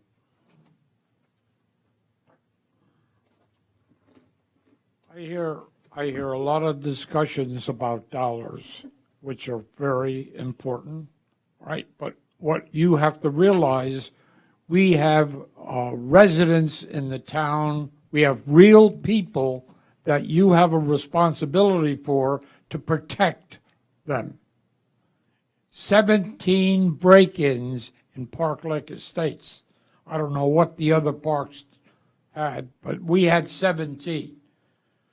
And that's unnecessary, right? You can procrastinate from a political point of view all you want, and you will achieve nothing. You have to, it's your responsibility to protect not only the residents, but the property value, and the tax base that we have, I agree 100%. I just need to, there's been such a huge swing in the price tag that I just need to. Yeah, you can always say, I just need. You have to make a specific stake in the ground, all right? And accept the fact that things are going to change, the financial aspect, all right, of our town and the county and everything else is not stable. So you have to be flexible enough, but at least you have to move forward in the direction that we want to go, physically, all right? Not from a procrastination point of view, all right? Dick, may I interject for a moment? I had a conversation with the town manager earlier today. I'm one of very few people here who have actually built businesses from scratch. And you have to take a calculated risk when it comes to doing this. This isn't a gamble, it's a calculated risk. We take the numbers, we know where we're at, we know where we're gonna be. Sometimes it's gonna cost a little more, sometimes it's gonna cost a little less, but that's where we're at. We know the general ballpark of where we're at. And again, you're talking that the numbers are almost the same from from the chief's budget and your budget, you know, when you just move the numbers around where we're at. I don't personally, in my opinion, I don't believe this is a gamble. I believe this is a calculated risk at starting our police department. The biggest key to this is we're providing a service to the community that we're currently not getting. You know, we have upset residents, we have upset business owners. I went through the warehouses today. People are getting broke into over there and off of over by the frontage road, the little warehouse district. Oh, yeah, is it John P. Lyons or the? Yeah, off John P. Lyons there. You know, they're getting, everyone's frustrated. So it's one of those that we need a service for our community. And that's the whole point of this. Again, building I'm calling it a business because that's how it functions. We're building a police department and the cost, it's going to be flexible. You know, I think, in my opinion, with the two budgets are very similar, we're kind of where we need to be to figure that out. I know you don't trust the numbers. You've said that time and time and time again.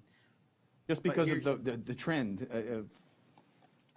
Again, you said you don't trust the numbers, but I'm looking at two different budgets that are very similar in their findings. And, you know, you want to speak? I would like to speak if you're referencing the budget that I prepared. Yes. You keep referencing a budget that I prepared. I want to state that the budget that I prepared, well, two things. One, the budget that was prepared by me was information that was provided by the interim police chief. So if there's any questions as it relates to that budget, we need to sit with him. We also reviewed it and went through it, and we crossed all the T's and dotted the I's. As it relates to the budget that was prepared by the police chief, it's wrong. There are calculation errors. I stated that at the last meeting. So you're looking at bad information. The numbers are not correct. He is assuming a $5,000 year-over-year increase for salaries for the entire police department. And I think the one thing that's missing here in this whole conversation, and I'll add to, JC, and I'm sorry by adding this, is that the issue at hand, at least, excuse me, the issue at, excuse me, David, I'm talking. David, let him finish. Thank you. The issue at hand here, I want to add to what JC is saying, is the volatility and the fluctuation of the numbers is due to the uncertainty of the number of the staffing levels needed for the police department. The number went from $1,750,000 in April 2020 to now $3,600,000 because of one reason and one reason only: payroll. Police department is a payroll-driven business. Okay? The number went from 8 officers to 12 officers, and now we're talking about 16 officers. And at least the discussions that I'm hearing, it's not enough. It may not be enough. So I am in agreement with the town manager. I was on board from the very beginning as it relates to the police department. I was a big proponent of the police department when the numbers presented to me as the finance director showed a $750 to $1 million potential savings to the town. I don't see it. I don't see it. And again, even if you want to assume and say that the numbers are even, let's not forget the bigger picture, at least my opinion. And if I'm wrong, please tell me. Staffing levels. Can anybody here with 100% certainty say what the staffing levels are going to be for the police department? Because, again, the numbers that I prepared went from 8 to 12 to 16, and unfortunately, the last meeting I didn't attend, I wasn't able to attend, there was concern about whether 16 was going to be enough, and it was never addressed. So I just wanted to add that to the equation. Thank Well, you. I can tell you on the FBI's website, and the Federal Bureau of Investigation's website, it says, it gives their recommendation of 2.4 officers per 1,000 residents. I brought that up at the last meeting. And the information I'm going off of, just so you know, is the conversation I just had, and he just stated both budgets are very similar. And, sir, I'd like to take my 30 years of experience in finance and as an accountant, okay, and I'll put that against anybody here in this room.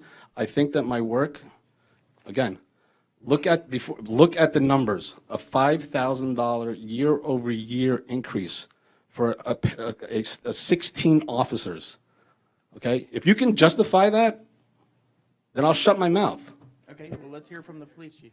No, I'll sit down. I'm not in a negative way. I'm just saying. I just want people to understand that I am not against the police department.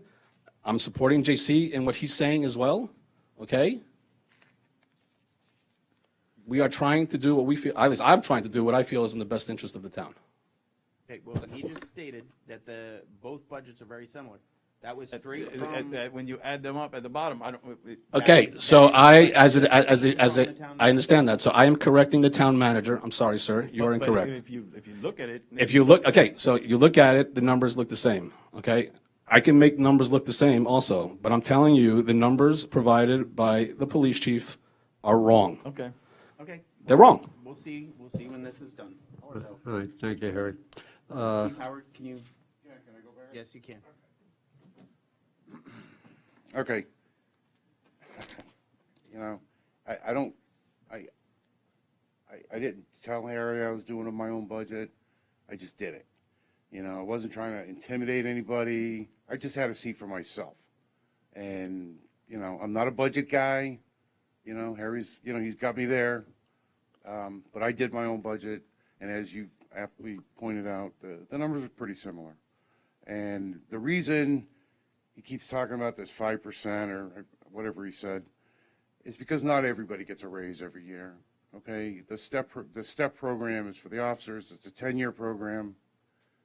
The sergeants don't get it for 10 years. Just the officers get it for 10 years. But nobody's ever asked me. All right. But Dave, Yes, Chief, when you have a collectively bargained agreement, there's always. We don't have a collectively bargained agreement. Will in very short we order. don't.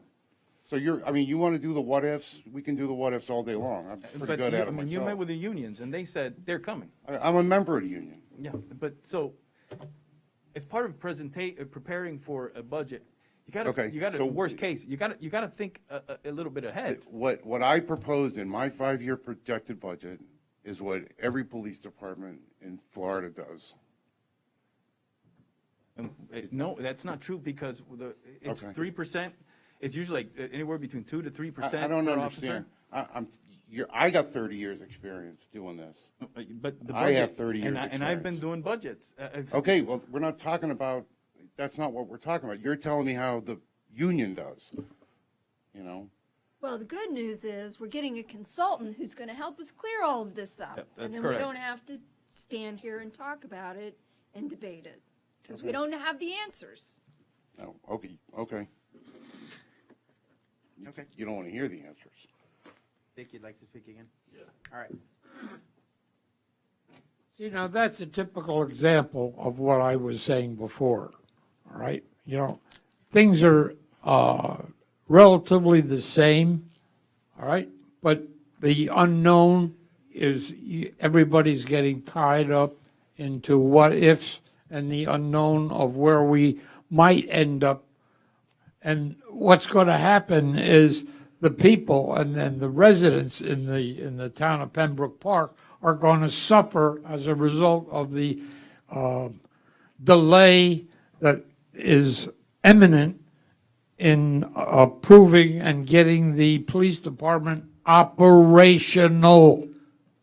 Operational is what the people who are paying your salaries, who are being taxed, right, and who are relying on you people to provide security to them.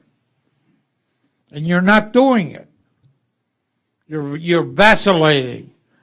Things are going to change, and that's part of management. You can't not do something because you're not sure of where you're going to end up at, right? That's a concern. There's no question about it, right?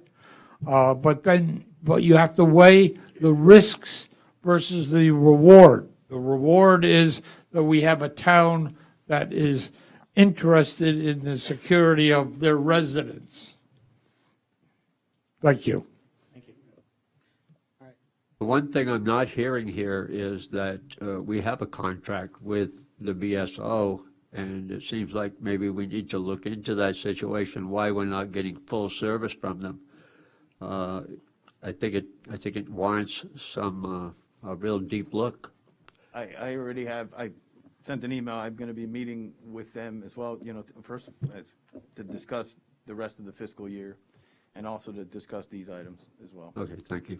In all due respect, all right, we've been through this year after year after year, and we get no specific improvements in the service of Broward County and the BSO.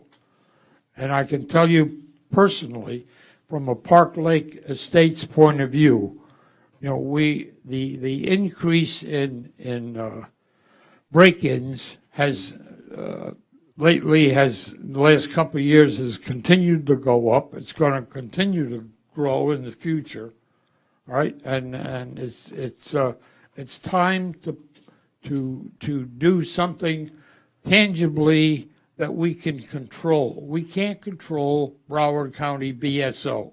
That's a proven fact, all right? They are incompetent from the point of view of providing your residents with security.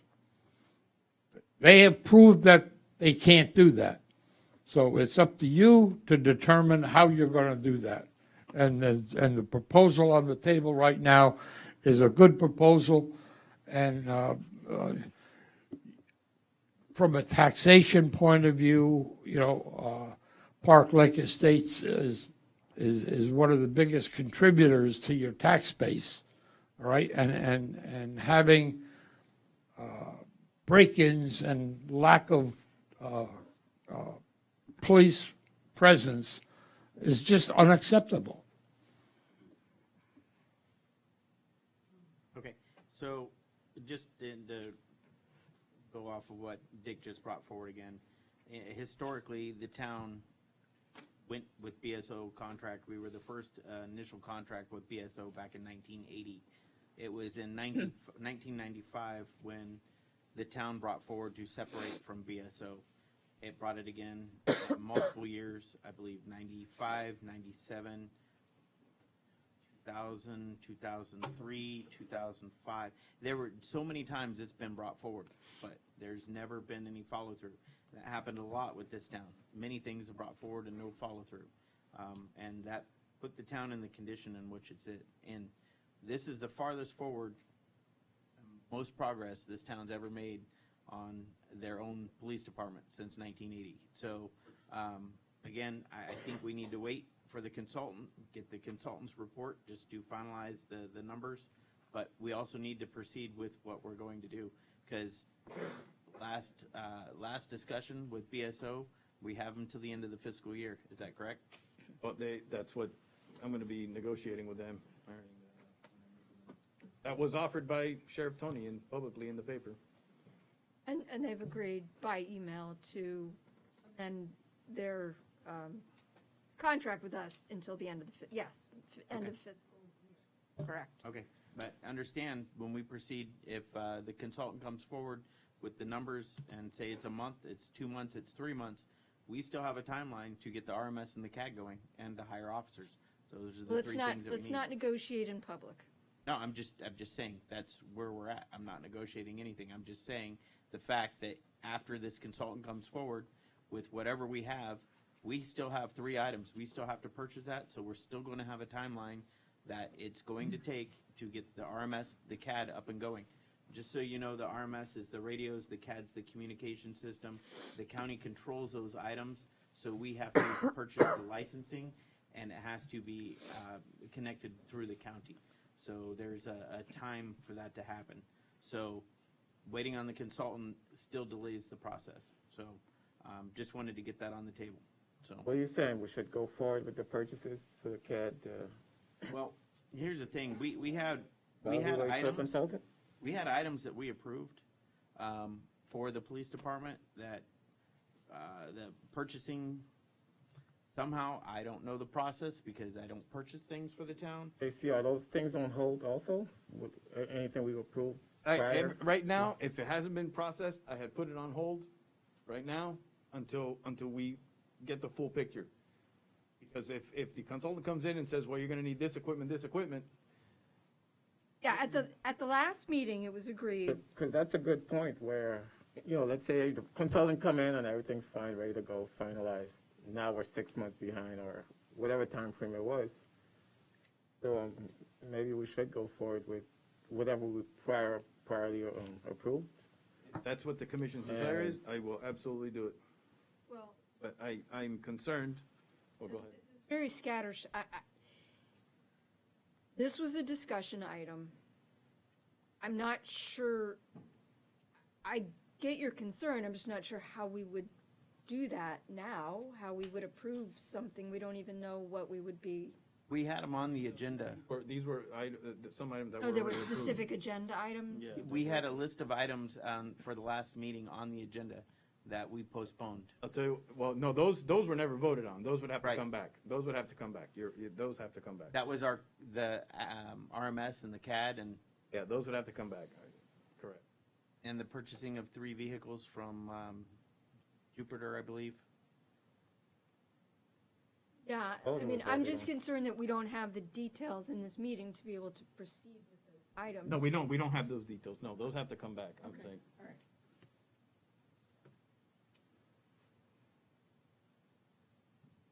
There's no way to. go Well, through we'd have it. to bring them on to an agenda item. Desire, and we can put them on the But the agenda. thing is, we already I get it, approved it's some just- items to be purchased. We voted for that and we approved Hey, that. anything, I'm gonna go back and see what's been approved by Okay. the commission and not purchased yet. And if there's 2 items, and we'll work on getting those. If not, I mean, and anything that hasn't, it has to come back. Right. Okay. Any more discussion? That's it for me, just good. No. Good. Can I get clarification on that? Are we going ahead to proceed with those items or we're not? Because the commission. Not anything that's, we'll talk about it No, later. the reason why I bring it up is because at the last meeting, the commission voted not to move forward with anything. So if we're going to change it, I think even the Not items that were changing approved. That's what I'm asking. I think we're not specific on that. We just. They're giving me direction now that if anything that was already approved, to move forward with it. Is that correct? Is that what I'm Yes. hearing? We already voted Oh, on it. they've already approved it. Anything that's been approved can be purchased. Anything that's not been approved has to come back. Right? So, it's approved. Okay. Next item, 12.2, charter, I'm sorry, 12.4, charter discussion. On your desk, I've had the town clerk print out a copy of the charter. So every commissioner has a copy of it. I just want you guys to be able to go through this. It's online. You can pull it up and read through it. Actually, I read it already. What's that? I read it. Okay, this is our agreement and what we're hold to. We also have our ordinances. I just want to make sure everyone has this. And thank you, guys. I appreciate it. Goodbye, sir. Here, good night. Everyone has a copy of this and you understand how the commission works. All the directors and department heads work at the pleasure of the commission. The employees work under the town manager. So when it comes to supervision of the employees, it falls under the town manager, but the department or directors or department heads, whatever you want to refer to them as, if they're hired by the commission controls their employment. That's actually not in the charter. It's in the That's- ordinance. Code? Or code, I'm sorry. It's in chapter 2 of our code. Right. All of these items you can get on municode.com, and I'll send you all a link to it, and I'll send you all a link to our code, which includes the charter as well as the provisions the mayor's talking about. So you Thank have you. it at your disposal. I appreciate that. And that's all I had on that topic. So now let's go to 12.5.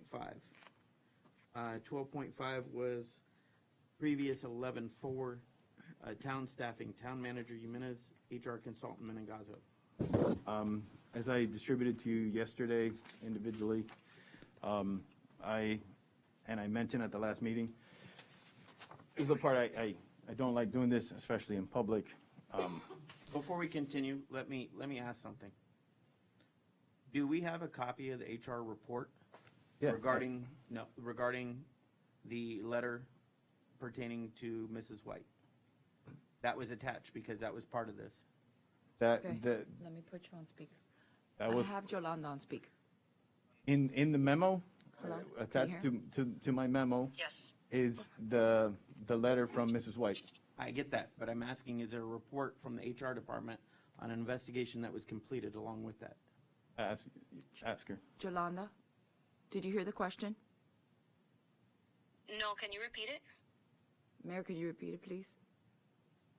In this email that we received from the town manager, there is the complaint letter from Mrs. White, Deborah White.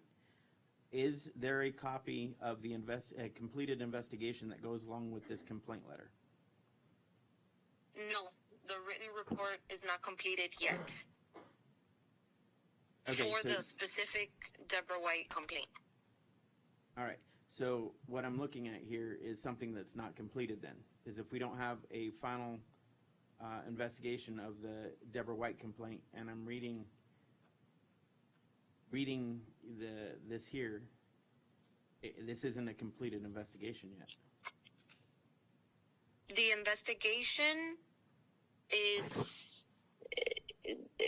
investigation is not part of the recommendations for the reasons for the recommendation, if that makes sense. Well, what it is so here, if you look at the memorandum, the reasons for the recommendation are completely separate items. However, complaint was still presented to the commission as additional information to consider, but the actual memorandum does not have anything to do with the complaint. but you're using the complaint as a supporting document without a completed investigation on it.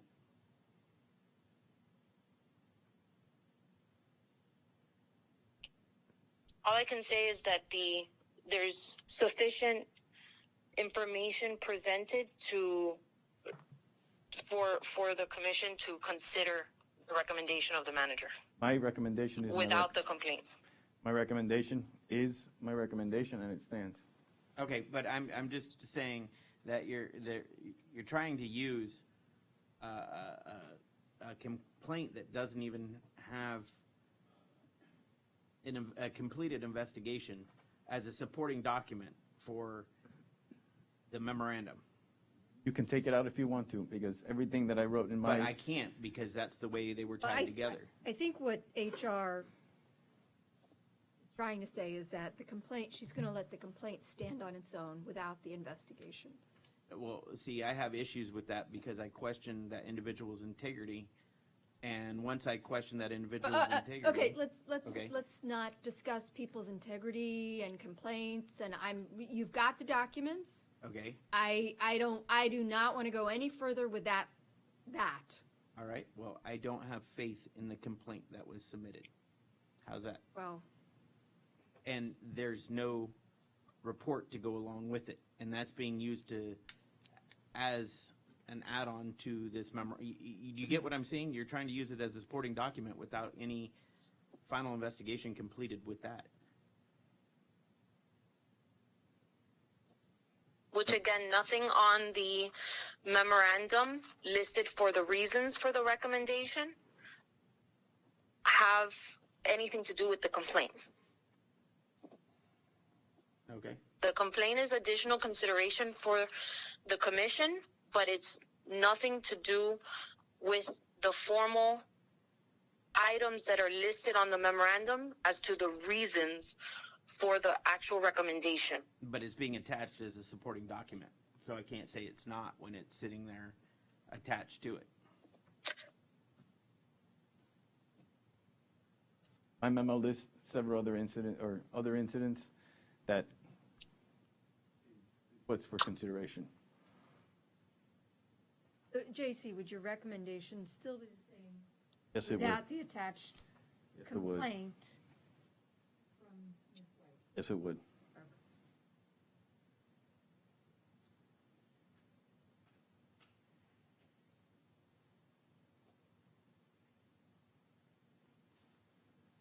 It even states in here. It even states in your memorandum. It references that complaint. It does, it mentions it. It does. In addition, let me read it. In addition to the memorandum, there's a formal complaint presented by Deborah White, Police Project Administrator, to include as part of this termination recommendation. Okay, so you know what? We're going to strike that. Period. It's gone. We're not going to talk about the complaint anymore. But it's in this Okay, but memorandum it's that's not being now. presented Now we're to saying us. he's redacted it. And we're not going to talk about the complaint anymore. Recommendation stands.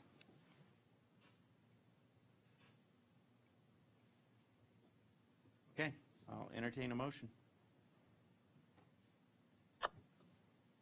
What are we doing? I'm confused now.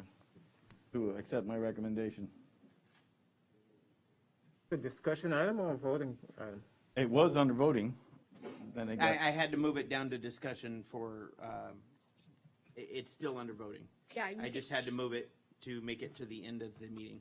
Somebody can make a motion. Yes, it's a voting.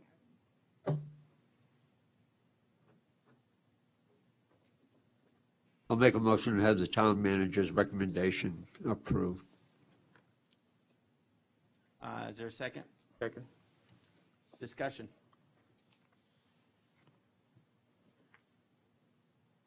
Would Chief Howard like to say anything?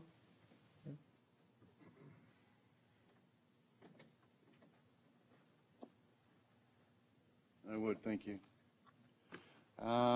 Let's see, where to begin? You know, it's my opinion that staff does not want this police department. I don't know how much more clear that they can make it.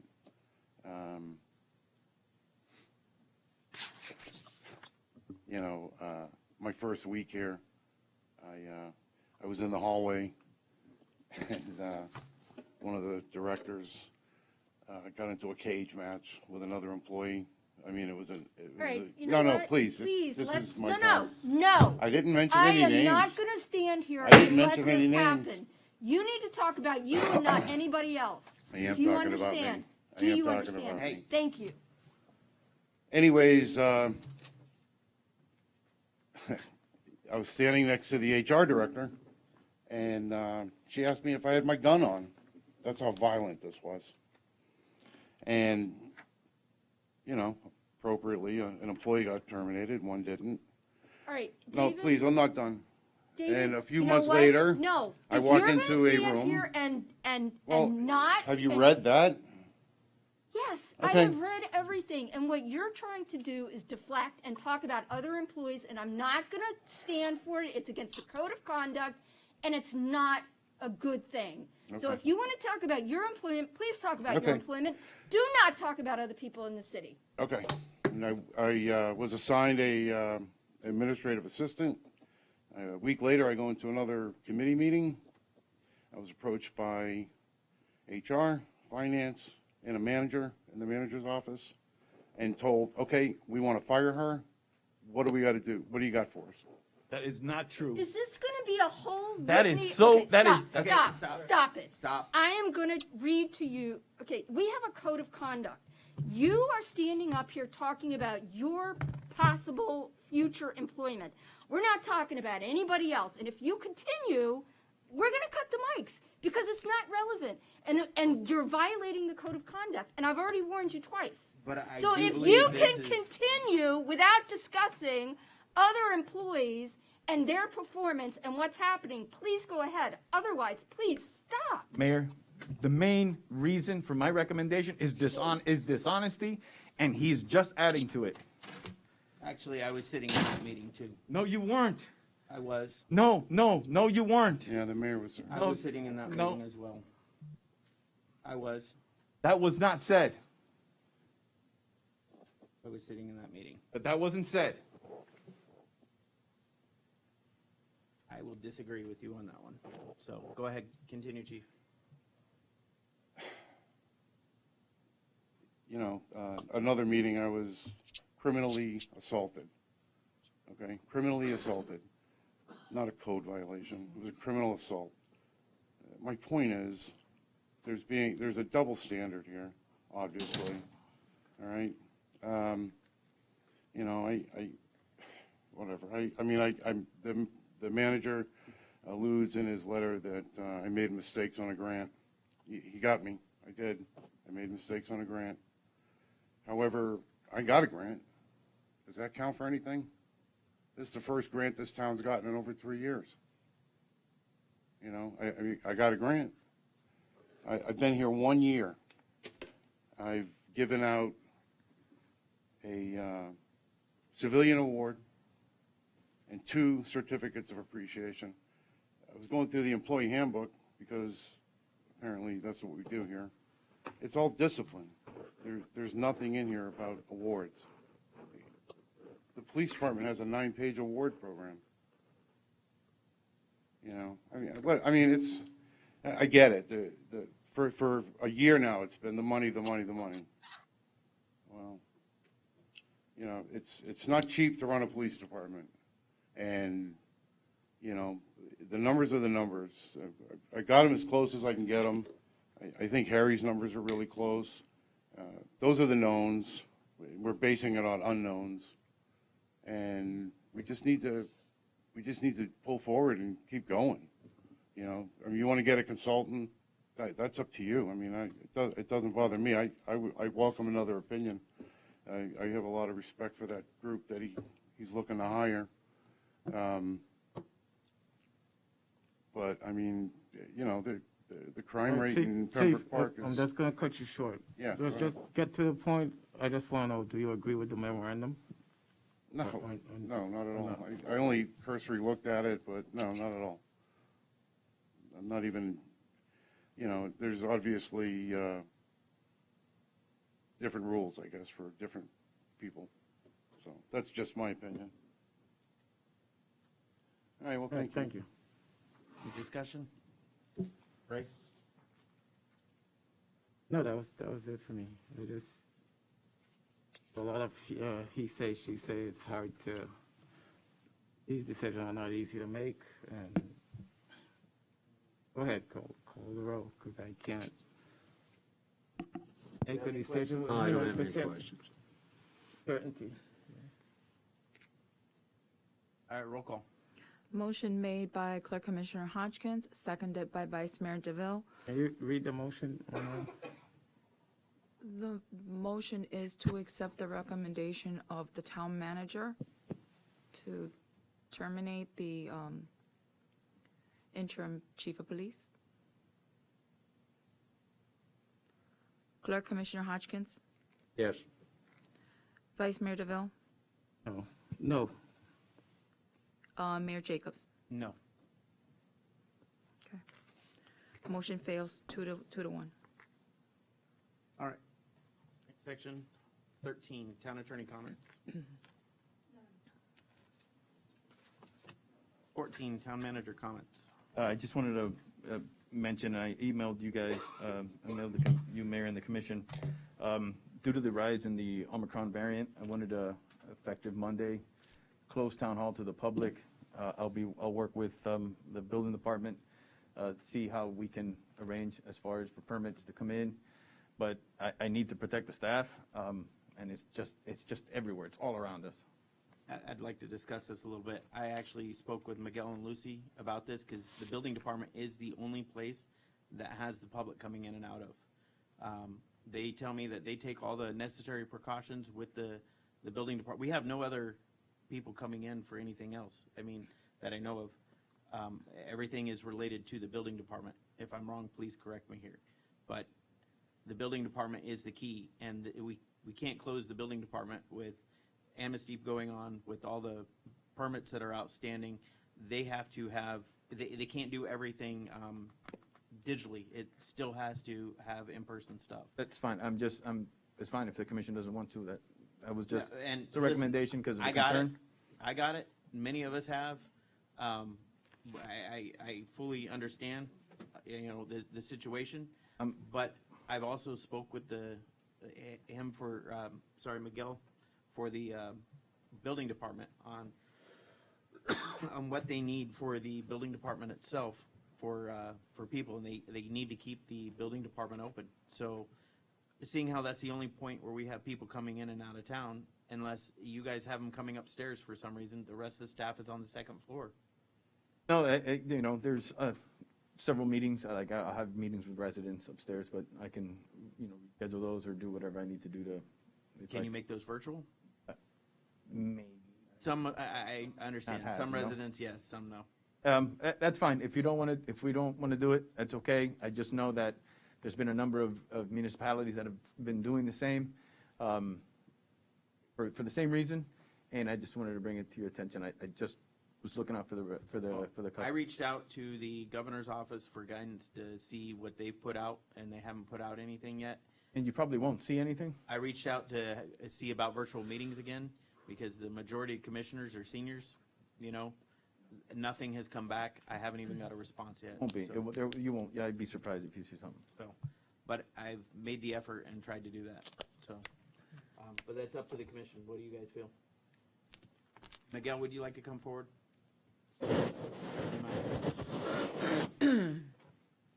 If that's the only place the public.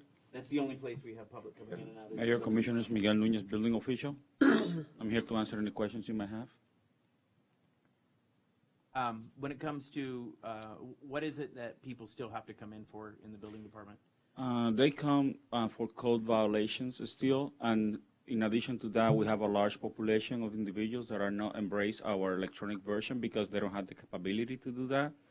And in order for them to discuss their permitting issues and into the counter, they need to approach us personally. We just started the amnesty program, so it's going to be challenging or extremely challenging just to stop the whole process for permitting, code provisions, and the amnesty program for the public. I'm here to entertain any options or recommendations that you or instructions that you provide us to the building department. I just find it very, very challenging for the services that we have right now, and obviously that our customers, external customers, not internal, they rely basically in coming to our counter at this point in time. My question is, do you feel comfortable with the precautions you guys have put in place with the building department continuing on as the status that we're in right now? I believe we are. We need to be more careful and cognizant of the issues that we've been having at hand at this point in time. I will, I will put additional instructions on how to clean the counter, maybe twice a day or something like that, with antiseptic or any cleaning condition. Maybe we can put temporary barriers like you have in here, just for temporary conditions until something comes out. We do not accept anybody in our counter without a mask. That's a rule. Even in our meetings, we don't have acceptance without a mask, unless there is a common and it has to be unanimous decision that you're okay, you can do that. That's a different issue. But we can make it specific, and nobody can have a free on that either. so we can go to the next level. And that will be, but I'm here to entertain or accept recommendations or instructions. No recommendations, instruction from the commission and to my town manager. So whatever you guys tell me to do, I'll do. It was just a suggestion. No, and I want your opinion now, after hearing that. You guys can always do like a halfway, like a half close it except for the building department or something. Yeah, the idea was to, to close and really just protect staff, everybody that sees customers coming in, set something up so that they don't get completely inconvenienced, so that, they can drop off, maybe at a certain time, maybe set up an area where they can drop off plans or do things virtually online. But that was my suggestion. Okay. There was no. We had that when we were in the previous area on Right. here, and during the initial COVID, we have drop off of the plans. Obviously, we didn't have amnesty at that problem. We didn't have anything. That created some hardships, if you want to call it that way. But we were only on paper at that time. We were not electronic or anything like that, and we didn't have amnesty. JC, my only concern is that we've started the amnesty program and we have people coming in on it. Absolutely. I know that. And many of them are not technology savvy when it comes to being able to. I just don't want the Omicron to come in and apply for the amnesty, so. Rob, did you have something? I agree with you. Yeah, come forward. Do you have people that come to your guys'? Rob Clark, Public Works Director. Unfortunately, and I understand Miguel's position on this, but I like to support JC on this, and I would never come up here and just break ranks like this, but I have to be clear. Being a Public Works Director, we deal directly with the virus 100%. Well, what I mean by that is that as a Public Works Director, CDC and a variety of different entities are using sewer water to identify density in a particular population, and it's been brought out. That exposure, right? As we stare now, and I can't put out numbers, but what I can say to you is that the density over the Christmas holiday has gone up exponentially. And I have to stand with JC on this point to say that just please give us one day and let us clean the building. Let's shut this whole thing down. Let's get spick and span. And you being a Navy man as well as me being a Marine, we need a safety holiday here. You're gonna break out the Tabasco and polish the brass? We got to do what we got to do to try and hinder this, because it's sad to say that I don't know anyone anymore that has not been affected by this virus. And here's what's so sad is that I've cut off everybody except my family, and my wife had it, and she's pregnant. Okay, so it made it into my household, and I do everything I can, including sleeping in another bedroom, to protect my unborn child. Okay, and so unfortunately I have to say that it happened between here, the grocery store. Those are only two places I allow myself to go. So if you can, give us some slack on this one, Miguel. We need a safety day. So how about, JC, this is, again, just a recommendation. Tell me what you think. How about we do a partial closure? First, we take the time, sanitize Town Hall again. I think we need it. This thing is just spreading like crazy. And if I could, I'd like to do it at least one day a week. If we have to bring him in on Saturday to sanitize or something, I don't know. I should be able to have it in my budget in order to get the place sanitized, because it's already in. We have money, for the occasional sanitization. Right. Double check, see how much it would be for, once a week, because right. that price can add up. That's fine, but let's shoot for something is my request until this thing subsides. Okay, so how about we give direction? Let's get it sanitized once at least. You determine with the department heads on what is in best interest for the town for sanitization, and maybe we do a partial closure of the town where the building department is still open, close the restrooms on the first floor, and the only thing we have is people in and out for the building department on things that can't be done online. I'm sorry, can I just clarify a couple of things? I'm very cognizant of the situation of what's happening right now, the Omicron, and I will, maybe at the end, I'll tell everybody why I'm so cognizant and so, I'm very, very concerned, not only about Omicron, but about the whole COVID-19 in general. My daughter had COVID during the New Year's. And my father, not my father, biological father, but my father figure, the one who raised me, died last Monday from COVID. And nobody knew that. So I'm very, very cognizant on that. But at the same time, I understand that I, as a building official, and we as a building department, has a duty to our customers to take care of them on their needs, because at the end of the day, our town manager, the commission, and everybody are the ones that's going to receive the complaints whenever we don't take care of them, especially for the large development, middle developments, and small developments that we have on town. I can tell you that at least in Broward County, at least that I've heard, I haven't heard one building department closure. The last week, Hallandale Beach enacted, and I was a building official at that time, the same rules that I had at that time as of today. They allow only 2 persons to the lobby, and they shut down the lobby outside lobby because of the same reason. But they're still going inside the building. The second floor, that happens to be similar to this, are shut down to the public. Same thing is happening in Pompano, or same thing was happening in Pompano and many other cities. But I haven't heard one that is closed. Okay. Now, you want to receive complaints? Close it. Look, I just raised my case. Look, Miguel, I appreciate your attitude, you helping the customer. I do look after employees, and so that's the fine balance I guess we have to strike. But if maybe, I think that's a good suggestion, maybe limit the amount of people coming into the lobby. 2 people at a time? At a time, I'm not, do that. at least to provide the service. It's going to be a little bit longer, the waiting time, but you know what? Under the circumstances, I don't think that is obtuse or unrealistic. Unreasonable. I think it's correct. So we can do that. 2 persons at the lobby at any time, and not only at the lobby, in the building at any time. You don't need to be on the lobby for the building department or the waiting area. No. You wait outside, and somebody, Werner or whoever is normally sitting in there, allows you to come in.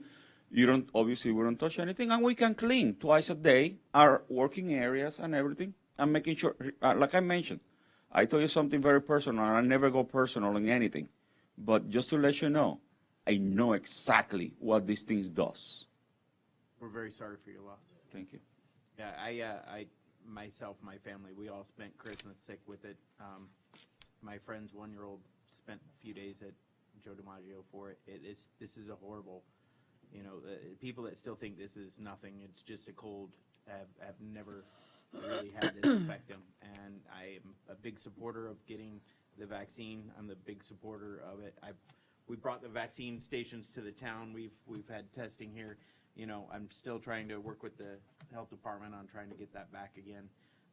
But I think this is a good plan that we have. I think, JC, you could finalize it all, put it in other, and keep the town sanitized. We'll address it tomorrow during the staff meeting. Till further notice, so.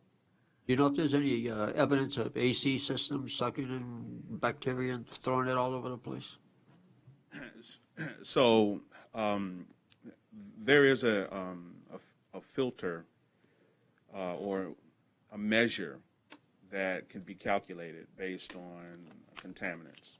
We don't have the system in place to measure contaminants. I think our system is from the Stone Age. Yeah. So there are a variety of different things that can be done, and everything I've always expressed. Well, I know they make really nice filters now. They do. That I had a discussion with one of my teammates about now we're changing filters more often. So a lot of the things that you would be used to, we've stepped up a little bit. And the only thing that I was just trying to support is just to make sure that we do everything we can possible to protect the town. We agree. Excellent. To expand, I would suggest, and maybe that will be something exactly what we suggest when we were doing the construction for the building department. Maybe you can use, I don't know, I know that we have a HEPA filter right now, number 2, but if we go to a larger denomination of the HEPA filter, maybe the 8 or 7, or no, a little larger, so it filters the particles or something, maybe assist in something, a little bit help. in my opinion. Okay. Yeah, they're a little bit more expensive, but, and, you know, it's just a matter of maintenance.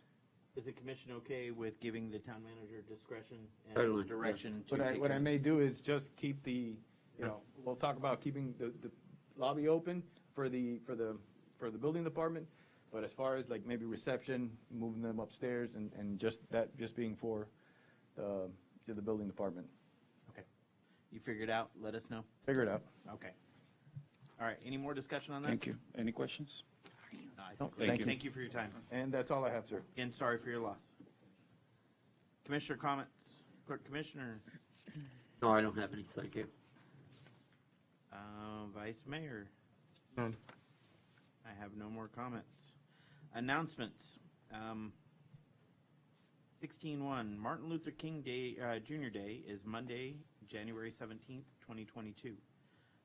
Broward County Property Appraisal's Office, Tuesday, January 18th, 2022.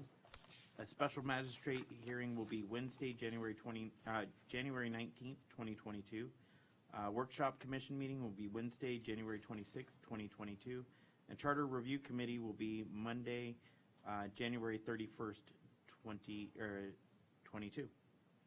And I just want to ask Melissa, did you reach out to the other commissioners to schedule a time for them to come in, or did you? I have not yet, but Okay, I will will you discuss please make that. sure that gets done so we can do the next 3 months and kind of everyone Absolutely. have their opportunity? Absolutely, just so you know what the mayor's talking about. We have a charter review committee which meets to discuss potential changes to the charter. And I'm going to arrange, if you like it, an opportunity to come and have a dialogue and a meeting with the charter review committee. Each of the individual commissioners have to advertise it and make sure that's all good, but it'll give the opportunity to have a dialogue with them and educate them as to, you know, any issues.